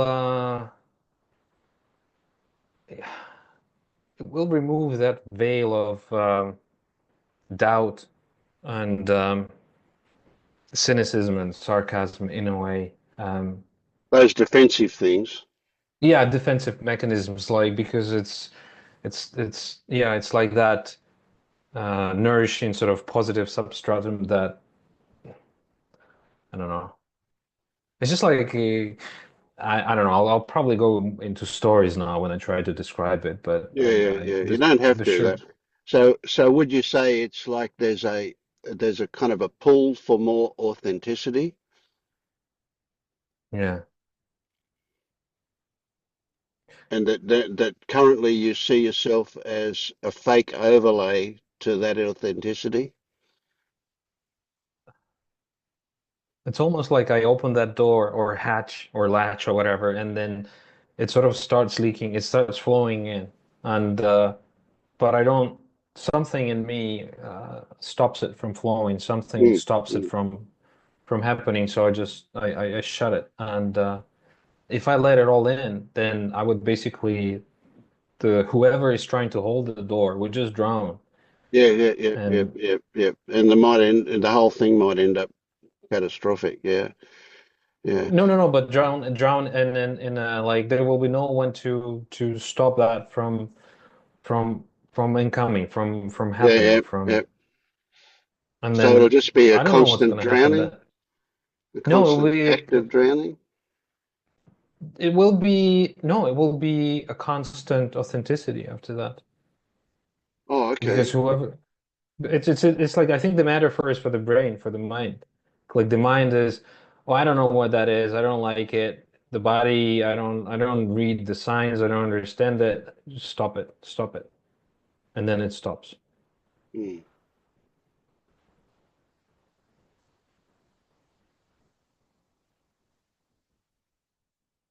So what happened here was the monster under the bed story, and I'm wondering if the finger that pulled the door closed belonged to the monster. Was it black with a hairy black finger that pulled the door closed, or was it you pushing the door closed?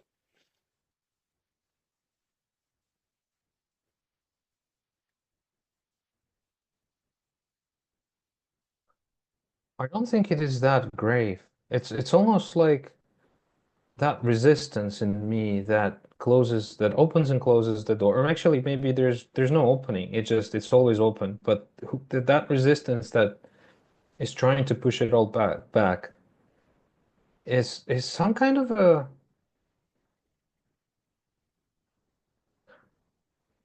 like a weird game. Like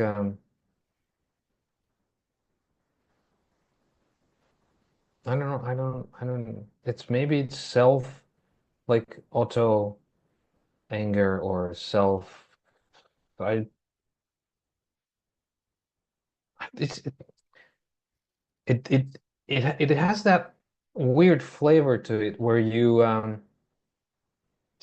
know something is going to happen and something will happen and you just sort of try to Mm. stop it in a playful way, but that playfulness It has a doesn't really, seriousness to it. Yeah, yeah, it's not it's yeah, and then but every time I try to look at it, I'm not able to see it. Like I don't see it. I don't like yeah, yeah, why. yeah. why are you playing with that door? Like, why? And there's no answer. Mm. And maybe that linked to the, self-worth, where like, oh, you're not worthy, you don't deserve it, stop it. Or and but these are all the stories. Like, I mean, there are like maybe, I don't know, hundreds of them or tens of them, and they don't Oh, but help that me. one particular one, I think I've heard that a few times before. That you're not worthy of waking up. You're definitely not worth it. You know, you don't Oh deserve yeah. it, do you? Yeah. Yeah. I don't. And then, but also, I don't think what I'm describing is waking up. I'm just describing is it's just being authentic. Just Yeah. Same thing. the like yeah, like removing the defense mechanisms, like you said. Stop trying to defend, whatever you're trying to defend from, Mm, you know, and just let yourself be overfilled with that. And mm. Can you recognize, is it is it there that there's even a faint story that if you let go, you'll just become a sloppy puddle on the floor and you'll never recover from that? not anymore. I don't. I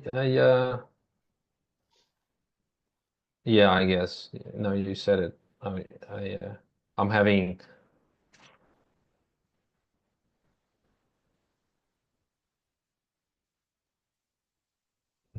not sloppy puddle, more like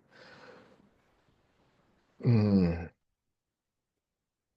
more like I will lose my treasures, and Mm. the What keeps you safe, treasure? yeah, the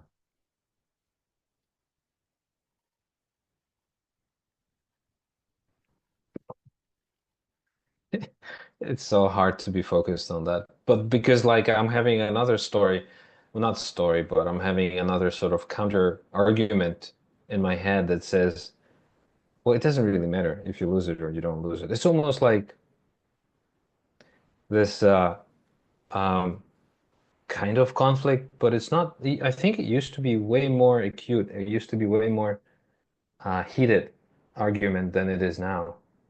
But somehow, and probably there's a story that I have to get rid of that conflict, and I have to make sure that I am authentic, Mm. all the time, which is also a story. But my curiosity does lie with that sensation that I had yesterday, and I do have it every now and then. Um, So something about that sensation is has a good feeling about it. Is it that it's like, is there a promise in that feeling, do you think? there's a problem. Well, there's a promise that I don't have to. Yeah, using your metaphor of the monster, there's a promise that it's not you. You will see who that monster is. It's not. I mean, you will really see that monster. Mm. You will see that it's not actually a monster. Yeah. So, well, I know that there's no actual monster there, but you're telling me that you know that too. Yet at the same time, until you can verify it, there is a monster there. Yeah, but see now that we're talking about it, I feel that goofiness or playfulness sort of coming back, which is maybe Yeah. a way to defend that. Like I am actually scared, or something is scared, and and and I don't want to go there, but I'll call it a game, la la la la la. But maybe I Yeah. am scared. That's your pretty sophisticated way to avoid it, eh? Yeah. play, Yeah, play that because I'm play not. that fun game. Yeah, yeah. Get Yeah, sarcastic yeah, and jump yeah, up on the yeah, stage and be the comedian. Yeah. yeah, yeah.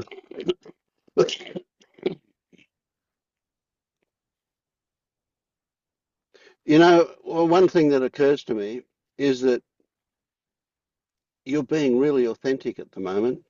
I love that. But I guess your version of authenticity is a bit different. But I'm seeing you as being really authentic. That got serious for a second, didn't it? Mm, no, that got yeah, but serious in a like when you when the playfulness is a way of avoiding admitting something. When you said that, I was able to um like stop playing and admit something like, oh, yeah, you're right. Actually, yeah, you're right. There is that. But because there are like uh beliefs about authenticity, and the only thing that is real is that trembling and that sensation that happens in me, and then that kind of standing on the verge of something. It's almost like you're like ready to jump, you're standing on a cliff or whatever, and but it's not there's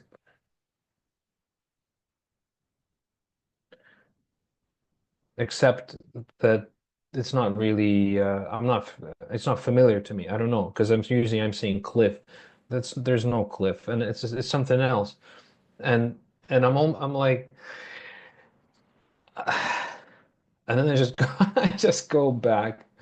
Like I have the ticket, I have the train, I have it all, and I'm like, oh, no, no, I'm not. No. And I just and that thing is real. That is very real for me. That sensation, that trembling, and I just it's almost like I'm looking for that for someone to push me off the Yeah, of the yeah, yeah, platform. yeah, yeah, yeah. So, so that's a kind of an easy way out, get somebody to push you. But you're standing there and you're gonna jump, and that trembling is the part of you, the body's response that says don't jump. Right?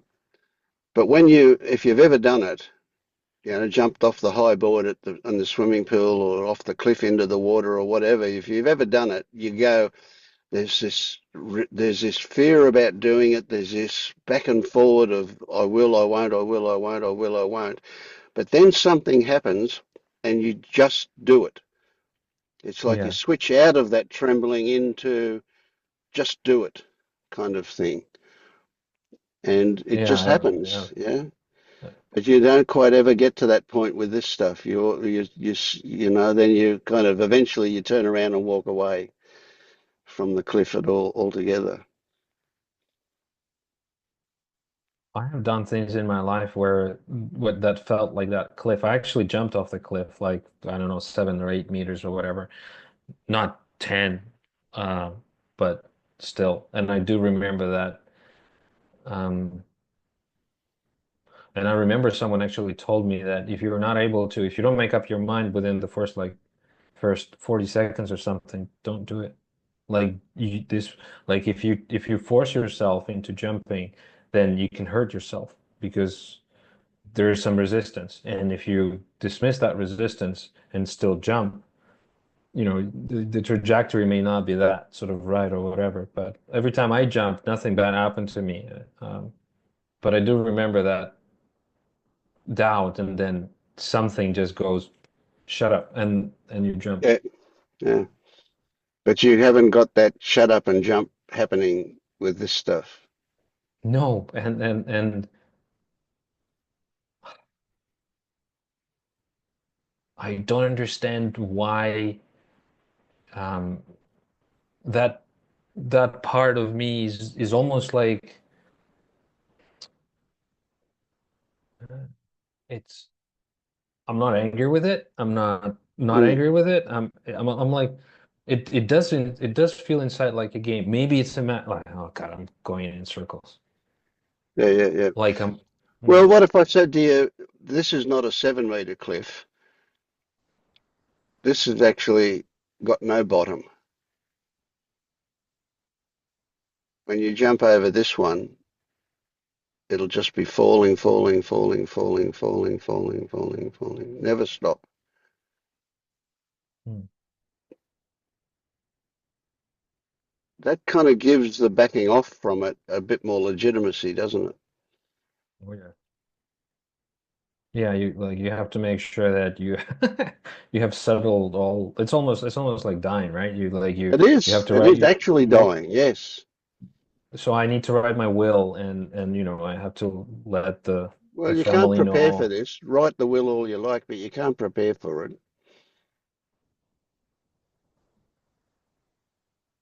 There's no right time to do it.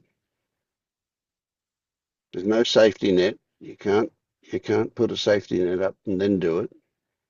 It's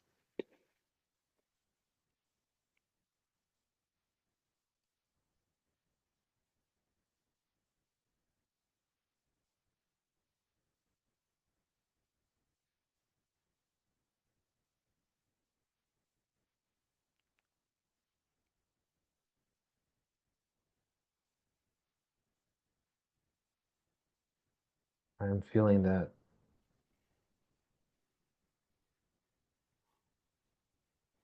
I'm I don't know. That look, sensation the in my look the stomach. look on your face was really telling. There was that. If I were to describe it, I would say something like you had a really relaxed seriousness in your face. It was like a different Andre I've only ever seen glimpses of before.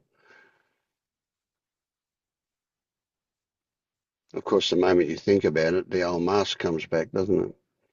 Yeah. But you just mentioned I have been it's almost like an antidote to like the only way I can uh, my self-worth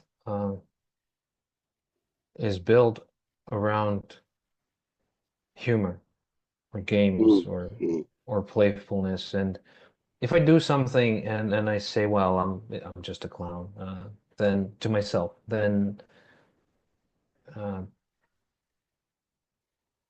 that's a way for me to admit certain talents or features that I have or abilities. But mm, if I am like when you're like if someone says sing and I sing and I'm serious, then my singing will probably be shit.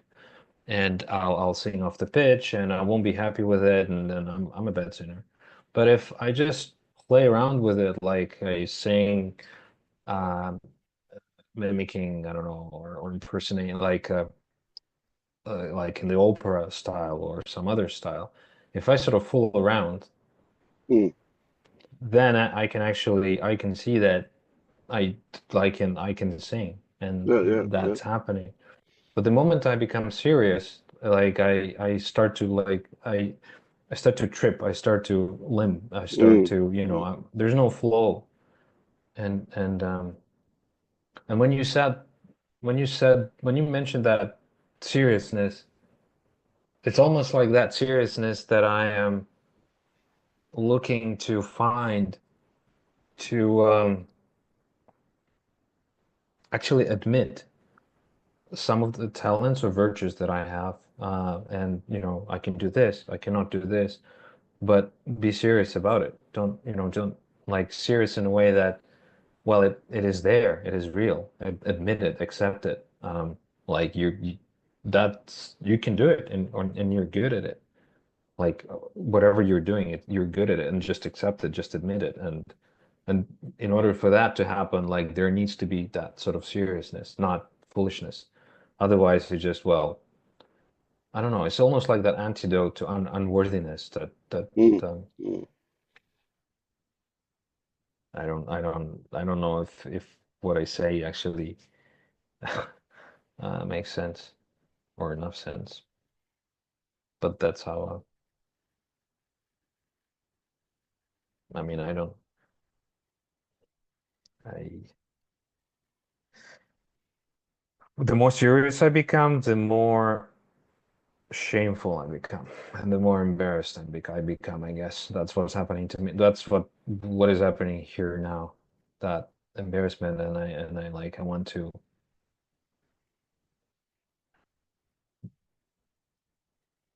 Um, I just want to throw everything away. Like whatever I'm doing is not like please don't pay attention, don't listen to me, that sort of thing. But it's like it's just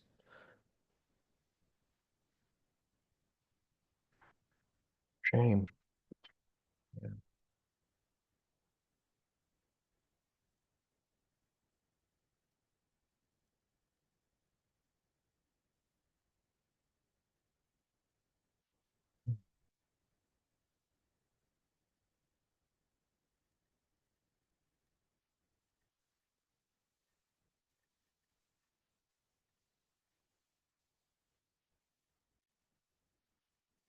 There's another story that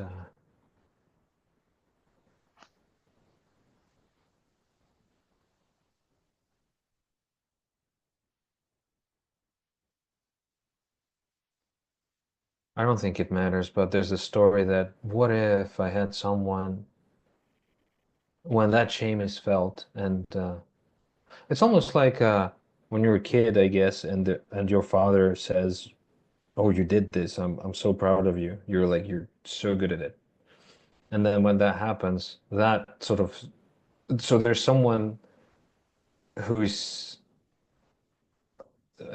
big and like someone with authority and someone who seriously admits that you're good at something or you're I don't know whatever there's part of you that is worthy and then that becomes but the moment I had the story in my mind I'm like but maybe you should learn to do it yourself now somehow and give it um, I mean, I have a feeling. Well, it's not really a feeling. I sense that what you said will mm, will unfold, in one way or another, and I might that clowniness or that might change. I might actually have. I might actually be serious about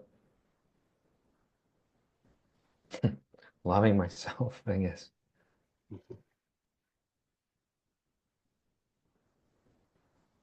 Say that again.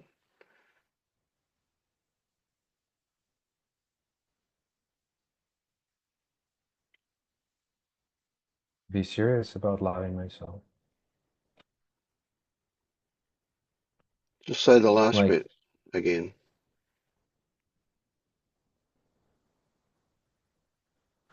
loving myself. Hmm.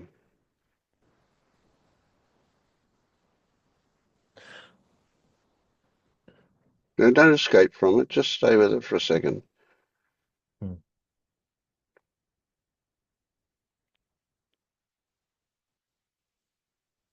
Um, I have, hmm, I don't know if I should say it. You can say it. Just watch yourself saying it.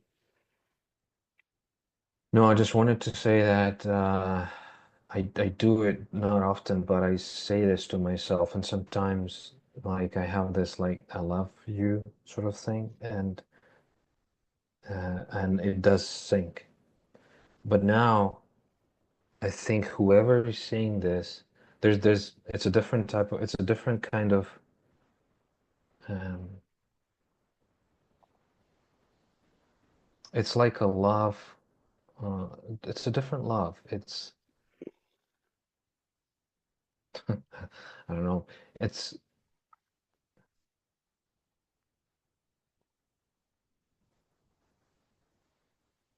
it's almost like there's unconditional love and there's love for um, love that nourishes a certain talents or Well, the word that popped up in my mind was respect. respect. Love that included respect. Yeah.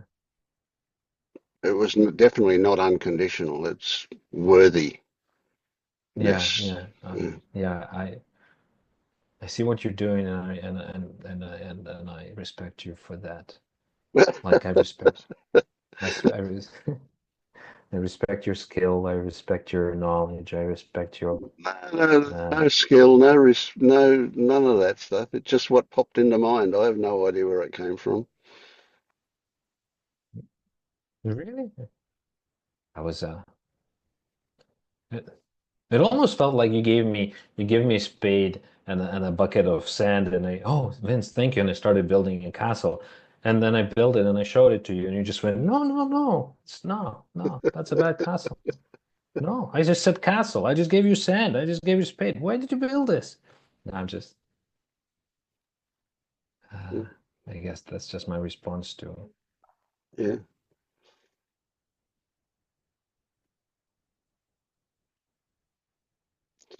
It it does feel whatever we're talking. I mean I can feel it in my body now. I can feel something in my body. It's not. Um, I do talk a lot. I noticed that, but it's not a mere mental. Blah blah blah.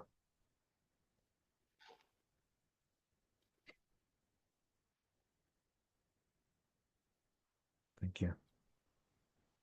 yeah, yeah. I think it's just time to be quiet and let whatever wants to swim, swim, and whatever wants to sink, sink, and whatever wants to float, float. And yeah,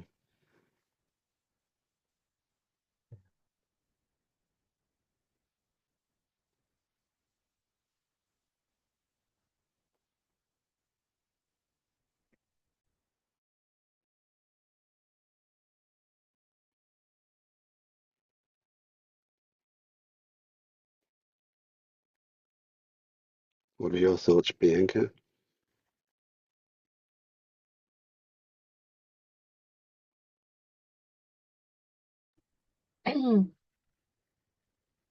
Mm, I thought about jumping off a cliff. Mm.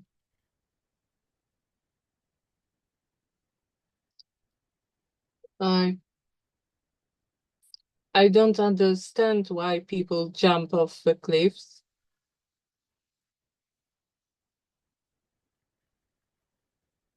Like, what's the reason?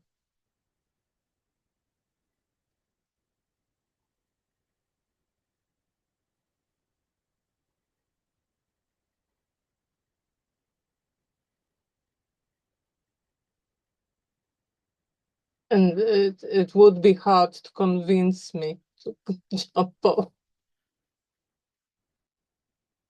Hmm. So some people jump off the cliff simply because it's there. They can't not. If there's a cliff, it has to be jumped off. For others, like yourself, there's got to be a good reason to do it. Why would you do it if there's no reason to do it?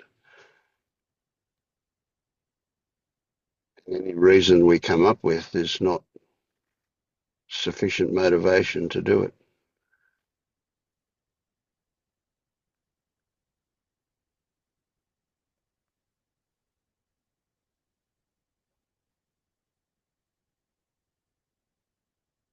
Well, even if just because it's there, I think it gives them something, some feeling, Yeah. excitement. if that's reason enough. Yeah, sure. But for me, there's no excitement, and Mm. so there's no reason.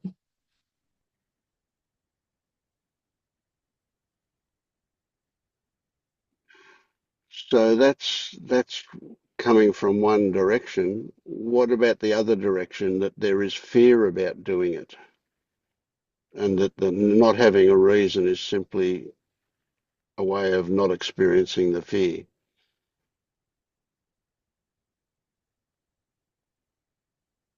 Yeah, that's reasonable too. And having fear is quite reasonable too.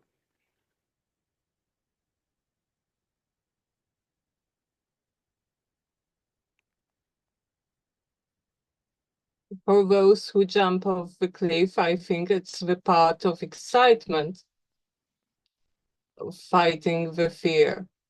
Mm.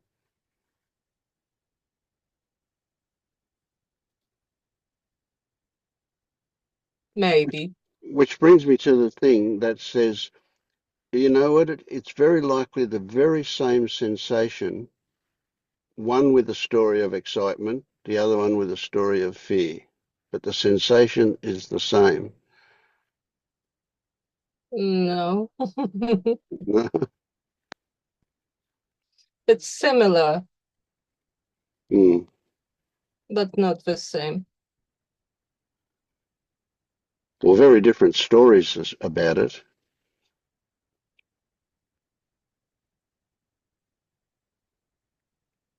Well, it's just pull and push, and they are very different. Yeah.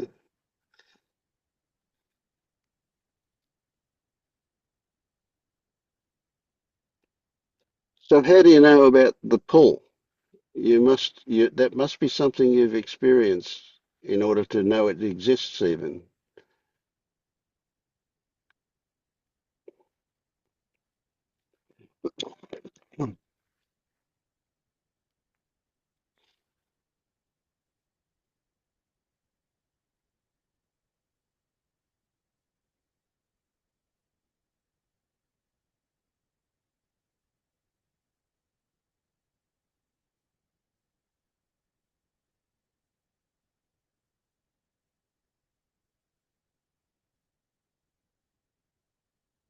I just have so many distractions that they just happen, and I feel like I don't have enough reason to fight a distraction. Mm.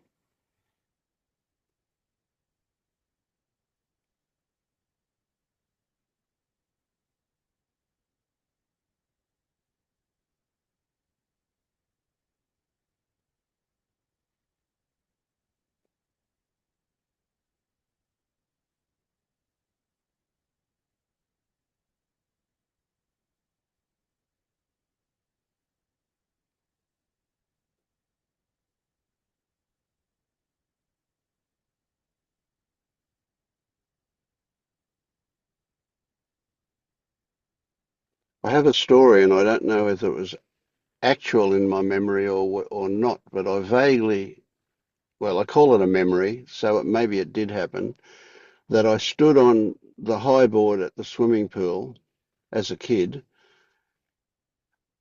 and really wanted to jump off, but in the end, I wimped out. I turned around and went back away and back down the ladder and didn't do it. And so felt shame that I gave way to my fear. I did not have the courage. All of these stories about how things should be.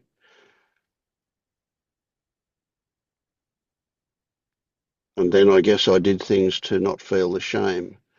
I came up with reasons why what I did was quite reasonable. I could have hurt myself or whatever.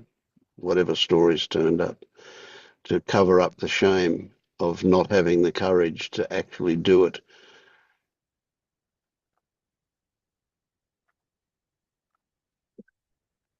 I would say, and who says I have to do it? And who says it's courageous? Oh, me, of course, all of it's me. Is it? Well, I'm Or did it comparing it. came from others? Well, I guess it came from me comparing myself to the ones who did have the courage. I say that, you know, I pulled myself up, but the ones who were able to jump off, I compared myself to them and said they were good and I'm bad. They were courageous and I'm a coward. So it was comparison. So yeah, it was still me telling myself all of those things, but it was a very conditioned response.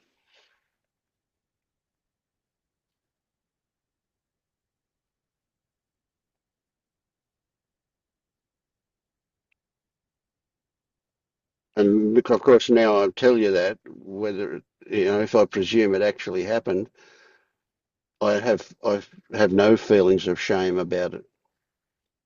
It just was what happened. But back then I probably felt a lot of shame about it.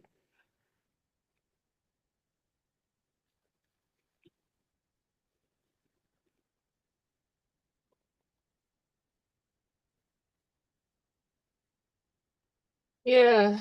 Mm, well, it is a reason I question often. Do I really want to do it, or do I want to be like others?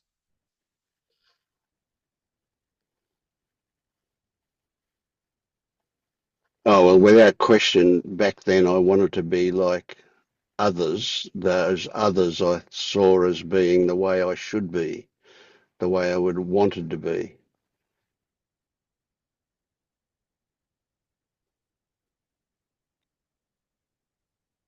the way I imagined it, of course, that they were.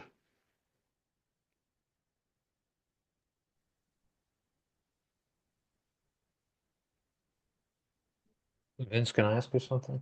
Yeah, of course. I I I noticed that little squares are disappearing, so people are leaving. I was wondering, and like I have something what's happening for me when I see that happening. How do you experience like what's how do you what do you make of it? How do you see that? Mm. How do you Yeah, experience it? I get your question. Yeah. Um, I don't, from memory, I have no response to it. Um, I don't know. I have no idea of the reason why, but I don't even consider that there is a reason. In actual fact, that didn't happen. But now you ask me the question, I come up with stories about who knows what why they left. Are they bored? Is it because Andre's not entertaining them anymore? Is it because who knows why My they have to yours. go Boring and Bianca started or they have speaking. to go and get breakfast or who knows? It could be anything. You can make up the wildest stories if you like. Yeah. But presumably, when you ask me that question, you have thoughts about. Yeah, I just what I felt, what I felt. I just want to use your language and sound awake and what's happening here. No, but what I felt, what I, It's hilarious. what's happening to this body,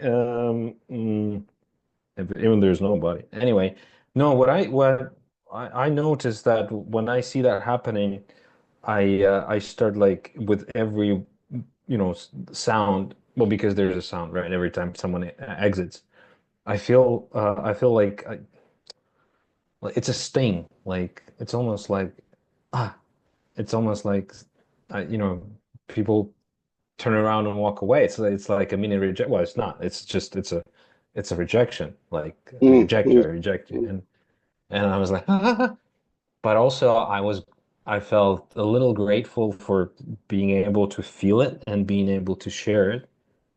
And I was Excellent. also wondering, yeah, I was also wondering what would happen if it was just you and me, or just me, like everyone left and I was the only one who staying. Like, wow, I don't know. I haven't been there yet, so I just wondered. Mm.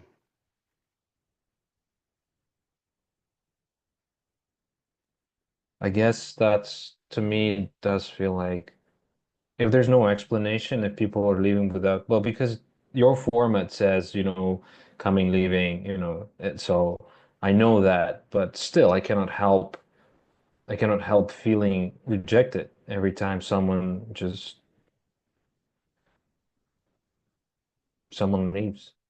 Mm. Yeah, sometimes people put up a chat thing saying, "I've got to go now," and then they leave. And Yeah. and some people actually say, "I've got to go because," and give a reason. Yes. It's really late here. It's time to I have to go to bed or whatever, whatever those reasons are. And some people just go.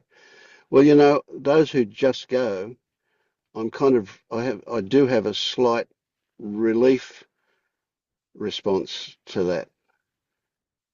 I kind of feel a bit not. See, it's subtle stuff here. It's not that I feel sad, but there's a kind of that word came to mind. So presumably there's a bit of it. There's a little bit of that they need to give a reason why they're leaving instead of just doing it. It's not a big deal at all. Don't take me the wrong way. Just the mere fact that I say it makes it sound like it's a big deal, but it's not. It's just a very, very slight feeling that they don't need to say why they're leaving. They can just leave. They're free to do that. Well, for me, it's easier to leave without saying anything because you just press a button and off you go. It's harder um, to admit that you have to like send everyone a message and Mm. say goodbye, basically. And you mentioned respect, and in my table of values or whatever, that qualifies as respect when I don't just That's a go. different respect to what I was talking about before. Yeah, Yeah, that's more yeah, like yeah. But that's more like responding to responsibility. It's another bullshit story. well, maybe it is a bullshit story, but if you're talking and I'm just leaving in my world, well, in my version of the world, that means that it's either urgent or I don't care. Okay, yeah, sure. I'm glad this is my version of the world, this group, rather than your version then. Unless we have a contract with you, as they say in the psychotherapy. Like we have agreed that I can come and go wherever I want, Yeah, yeah, and I yeah. don't have to I don't have So, to so then how do you choose feel myself. about people like Celine, who's not got a camera turned on? So people who have not got their camera turned on, I have a kind of an inbuilt contract that says I won't ask them to talk because they're telling me they don't want to when they haven't got their camera turned on. Right? But I know she's there. She put up a heart when she heard something going a second ago. So we're talking about you like you're not here, Celine, but we'll pretend you're not because your camera's turned off. Okay. Well, how do you feel about people who've got their camera turned off and they're not here in a certain way? They're only partially here. Now we don't know when their camera's turned off whether they're there or not, do we? So there's a kind of an uncertainty about things a little bit. Yeah. Yeah, but when you just mentioned it and it brought up the whole new sort of domain of Zoom and etiquette and this whole thing, like it's a totally different story. But Right. I just want to narrow it down to your question. And so when there's just a name and like Celine, she's back now. But if Hi, there's Celine. hi Celine, yeah. So when there's I when the camera is off, I mm, I guess I would want some kind of what do you call it? Ready check. Yeah, They have it in the computer games. Like tell me you're there and tell me you're actually listening. That's like acknowledgement, whatever. Uh, indication of something. Yeah. or indication, yeah, then I would feel more respect, I guess. I don't know what the word is, but anyway, but like like someone is caring, right, for what I have to say. And if otherwise it's just someone joined the meeting and just left and is doing whatever they need to do at the moment. And just basically ignoring what I'm doing or what I'm saying or what I'm sharing. Um, if they're ignoring it on purpose, well, I don't know, right? Then I would probably be angry because it's a message. If they're ignoring it because they don't care, then, well, as long as there's someone who's not ignoring, then I should be fine, I guess. Wow. Yeah. Well, if I am off camera and I'm going away, I turn on the reaction.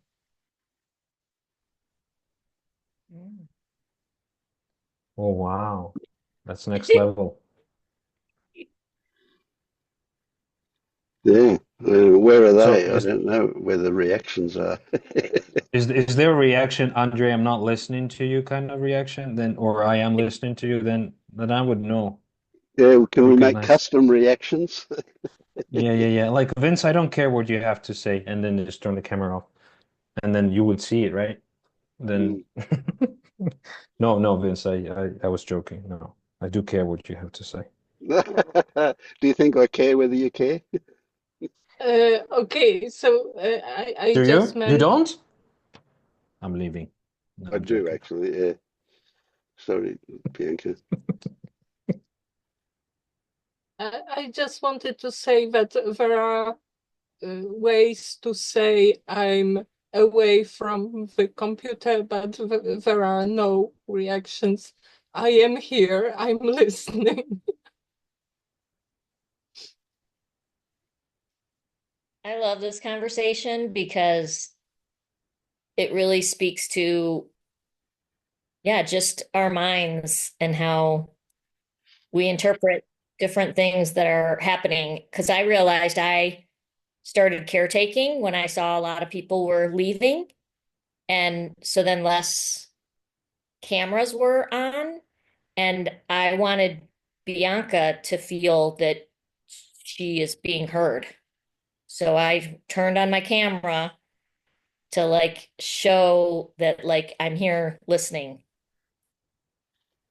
And so yeah, it's just funny to hear about like the different reactions that Mm. we have just socially or how we want to show up for people or interpretations of things. I was looking at it too like, yeah, why is everyone leaving? And then I tend to be more um not taking it personally for me or for others, but being like, well, it's been 2.5 hours. Like people, sometimes you get just kind of tired of being online for that long, or, I don't usually see it as a personal thing necessarily, but I still have the thought of, yeah, why are people leaving? Oh, because maybe such and such. But yeah, I think it's Uh, fascinating dynamics of, Mm. yeah, it's 1:30 a.m. here. So Mm. if anyone in my time zone, it's no wonder they're leaving. Sure, absolutely, yeah. And it's Monday. Mhm. So one thing that was rather interesting that I went through along those lines was that each time somebody was talking and I was focusing on that person, they were almost always right from the beginning of this meeting, they were the last person that was there. But just before I finished talking with them, somebody else turned their camera on and there was somebody else that I could focus on. And then they were the last person that was there. And this happened, I think, 3 or 4 times. And so it was like, well, when I finish talking with this person, if nobody else turns their camera on, it's time to wind up the meeting. But somebody else turned their camera on. And Bianca was the last person that did that, and I was talking to Bianca, and then Michelle turned her camera on, so, and then Celine, so we can keep going, so everybody gets a turn. So for me, it was more like, I guess a decision would, well, you know what I mean, there would be a decision to wind up the meeting if nobody else turned their camera on, if somebody did. So I do take it that camera off means people don't want to talk. And camera on makes them fair game. But at the same time, I'm always open for somebody to say, I don't want to talk. But hardly anybody ever says that. So, it's a tricky one, isn't it? We are setting new social rules here. This is a bubble outside of normal social rules. So, yeah. And every social rule, sorry. I said, I just don't like to be on camera. I don't mind talking. You could always call on me if you want to. Okay. So that makes me wonder, are you self-conscious about how you look or something? Why don't you want to be on camera? Well, it depends. Sometimes, yeah, sometimes I'm walking around in my pajamas, or sometimes I might be, well, yeah, I know you don't, but it's on YouTube. I don't care if I've got, but I do. I have been known to think people don't want to see me naked. So if I'm if I'm sitting up in bed and I've got no shirt on, I don't generally sleep with pajamas on. So I wouldn't. I kind of feel like I'd feel sorry for you guys if you had to look at that. So but pajamas are okay. Hospital gowns are okay. I don't care what clothes I've got on. I never get dressed up for this. I don't put my makeup on or comb my hair or have a shower or do anything like that. I just turn up when the time comes. But I know everybody has their own version of that too. Yeah. Sometimes I might be doing different things. Like I was actually cleaning the floors a little while ago, because sometimes I do have to Yeah, sure. Yep, yep. find things I need to do, but I also want to be listening. So Yep, yeah. Some people eat. That's fine too. I have no concerns about whether they're eating or drinking. Yeah. Well, camera's off, Vince, though I don't want you calling on me. Okay. All right. I won't. But the other thing is, it is interesting that, yeah, why couldn't I just, if you did call on me with my camera on, to just say, I don't have anything to share, or I don't want to share. Mm. But since I know it's Right. kind of you have that you won't call on somebody if their camera's off, then I just keep it off. But yeah, again, it's just funny that sometimes you don't even realize things that you do until you think about it and go, oh yeah, I tend to do this, and why do I do this? Or that you can Yeah, do something different. it is those things that we do automatically. We don't. We take. We can. You can describe them as having assumptions or take for granted or whatever, but they're automatic things that we don't ever question that are worth questioning. They're worth considering for a moment as to is it is it identification? Are we doing this because of how others will see us or how we think others will see us? That's worth considering, isn't it? Yeah. I think I do have that to some degree when it comes to just physical appearance on camera. And that's because and I've talked about that before, but a lot of it has to do with my own judgment issues. Absolutely, So, yeah. It's interesting. Have you ever had an experience with nudists? Have you ever been on a nudist beach or been in a nudist group of any kind? That's a really uh, interesting experience. because there are all shapes and sizes, and apparently nobody judges. It's okay I to be do. whatever you are. Yeah. I Yeah. have been on a nudist beach, but I wasn't nude. But I was definitely looking around going, why? Like, Yeah. Yeah. And hardly any of them have got the perfect figure. yeah, not even close. Exactly. Exactly. But then when we look in the mirror, we go, oh, that's not good. Yeah, that's interesting, isn't it? I That have is. I other than there are there are reasons that people leave because I have a story. I have a trigger that triggers a story. And it's also a story about why Andre interrupted me when I was talking with this topic. It is a story that, as usual. Mm. So he always I interrupts you, does he?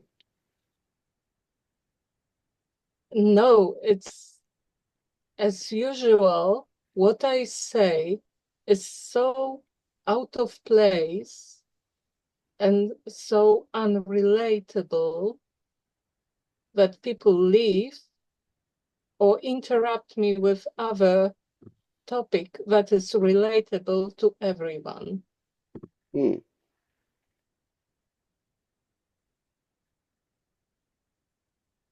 So that's the story. Mm. Yep, yep. So your That stories about yourself get confirmed by your stories about why things happen.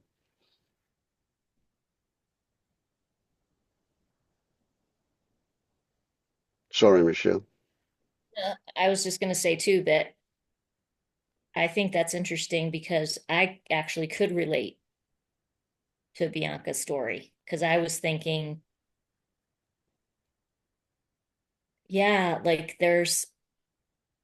I've had that same issue of like not wanting to jump off the bridge. Like, why would I jump off the bridge? That seems unsafe and terrifying. And what would be the point of that? And also like what you had shared too, Vince, like comparing myself to others, like and having a desire to want to be more brave to take risks like that. And then also it's kind of like all these different stories come into of like, okay, but I also can't do things when until I can. And Mm. if it's something I never then can do, then I guess I don't ever do it. If it's something, I mean, because I mean, when I look on my life too, there's been actually quite a few things that I felt like I was too terrified to do. And so some of them, I didn't do them. And others, they still, I still did them. I don't know what caused me to do some that were terrifying and others that were terrifying, except life, I guess. Life is either I might be Mm. terrified with them, and some might happen, some might not.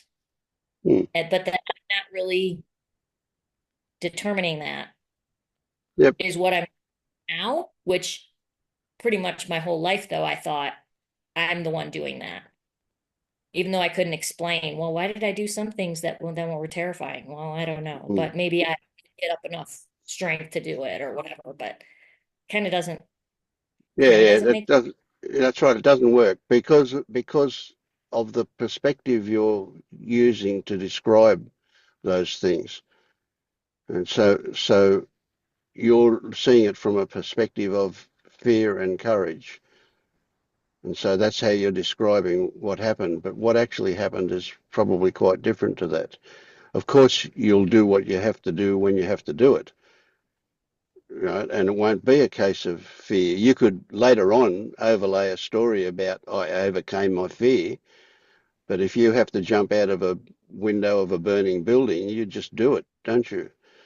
And so later on you could say, oh, I overcame my fear because I was motivated. But really, you just jumped out of the window because there was this story, if you stay there, you're going to get burnt or whatever, you know. I don't go on the Big Dipper at the show, you know. I don't jump off the bridge into the water with others. And I say to myself, it's because I don't like that feeling of being full of adrenaline. But I could equally say it's because I'm a coward or my fear is more dominant. But the reality is I don't enjoy Oh, that. I don't enjoy that feeling. you know, Vince, what came to my mind? You don't know how many children in your school jumped from this trampoline because they didn't have the courage to back off. Yeah, it could be. That's right. They were compelled to prove something, maybe. Yeah. Yeah, so there's many different perspectives we can describe these happenings. Well, and to me, it seems different sometimes when like there can be a set of accomplishment if I push myself to do something that I'm afraid of. But that also seems to be again, it's selective. Like, well, I'm afraid to go on roller coasters because I get sick and I don't like that feeling. Hmm. So, like, that doesn't require me then to be brave. Like, that's not Yeah, something that I, yeah, well, if I did it, I'd feel better. No, I wouldn't. I'd feel like crap yeah. and I'd throw up. In fact, it makes no sense to overcome that. Yeah. Yeah, So it's yeah. sometimes some things it depends. Like, it, I want to push against a fear if there then feels like a set of accomplishment that I, without it always seems like a fine line. Like Hmm. how I don't like to push myself, but to challenge myself is feels can feel different. Hmm. So it's interesting. I would describe myself as a shy person. That's kind of a bit weird. It feels a bit weird. But I do remember back at school, and I just don't, I can't place how old I was, what level at school I was at, but I do remember forcing myself to put my hand up and ask the teacher a question. And I did that repeatedly, and frequently I was the only one in the class that did do that. And it got easier and easier to do. So it's like I can overcome this shyness, and and my wife laughs when I tell her that I'm a shy person. She thinks that's a joke because she thinks the only reason I'm here is because I love the attention, you know, which is true. I do, I guess. But anyway, that's not the only reason. Um, so there's really this interesting thing of what we're inclined to do naturally and what we actually do. Um, and sometimes they conflict with each other a little bit. Yeah, it's interesting.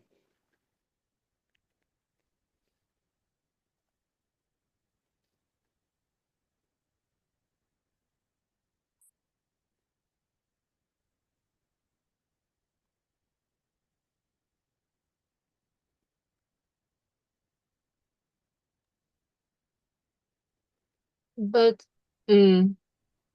my point was about the distractions. How I have many distractions.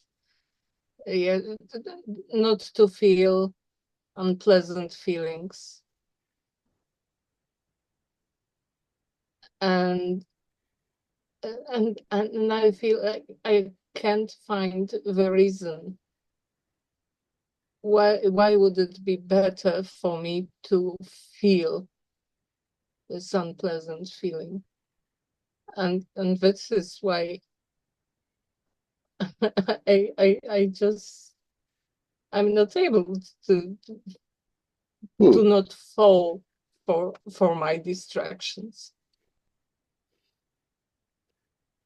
Yeah, so that does raise an interesting perspective, that if you are successful at distracting yourself, then there is no suffering. But if there is suffering, then that provides a reason to discover what's behind it.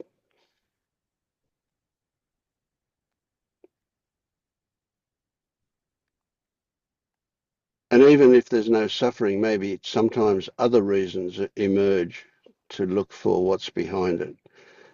You know, some story turns up that says maybe I don't need to distract from this unpleasant feeling, or that there's this unpleasant feeling is trying to tell me something. Those kind of things might or might not happen. But generally speaking, in the short term, if we are successful with our distraction and there is no suffering, there's also no motivation to do anything about it. Let's just keep doing that. And most people in society have developed sophisticated distractions, and so they're quite successful in doing that. Until they're not, they'll always come across those circumstances where their distractions don't work.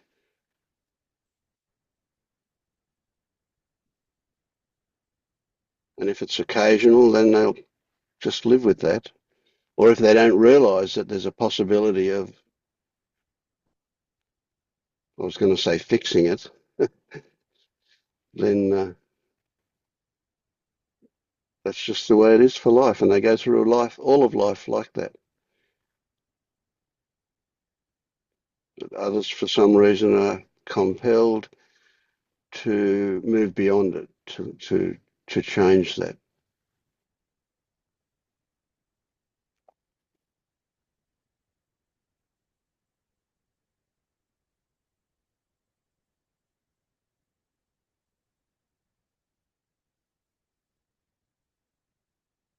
It's weird. From a very young age, I always felt like there was something wrong. There's something wrong with the world. There's definitely something wrong. But interestingly, there was also, alongside that, the idea that it could be fixed, it could be better, it could be okay.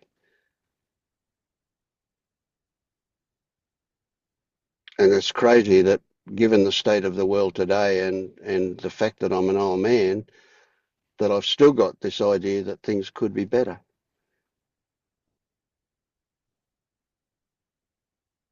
Yet at the same time, I recognise that I'll probably die and the world will still be full of shit. Who knows?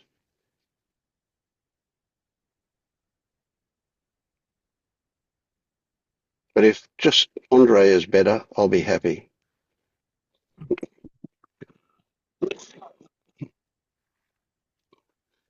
No, I am happy.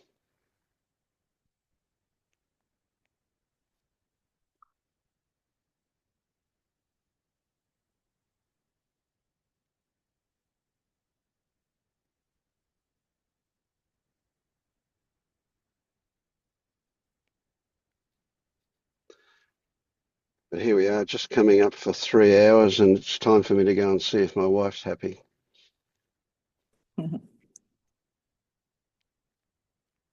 Thank you, guys. Thank you, Vince. Thank you. Thank you, everybody. Bye.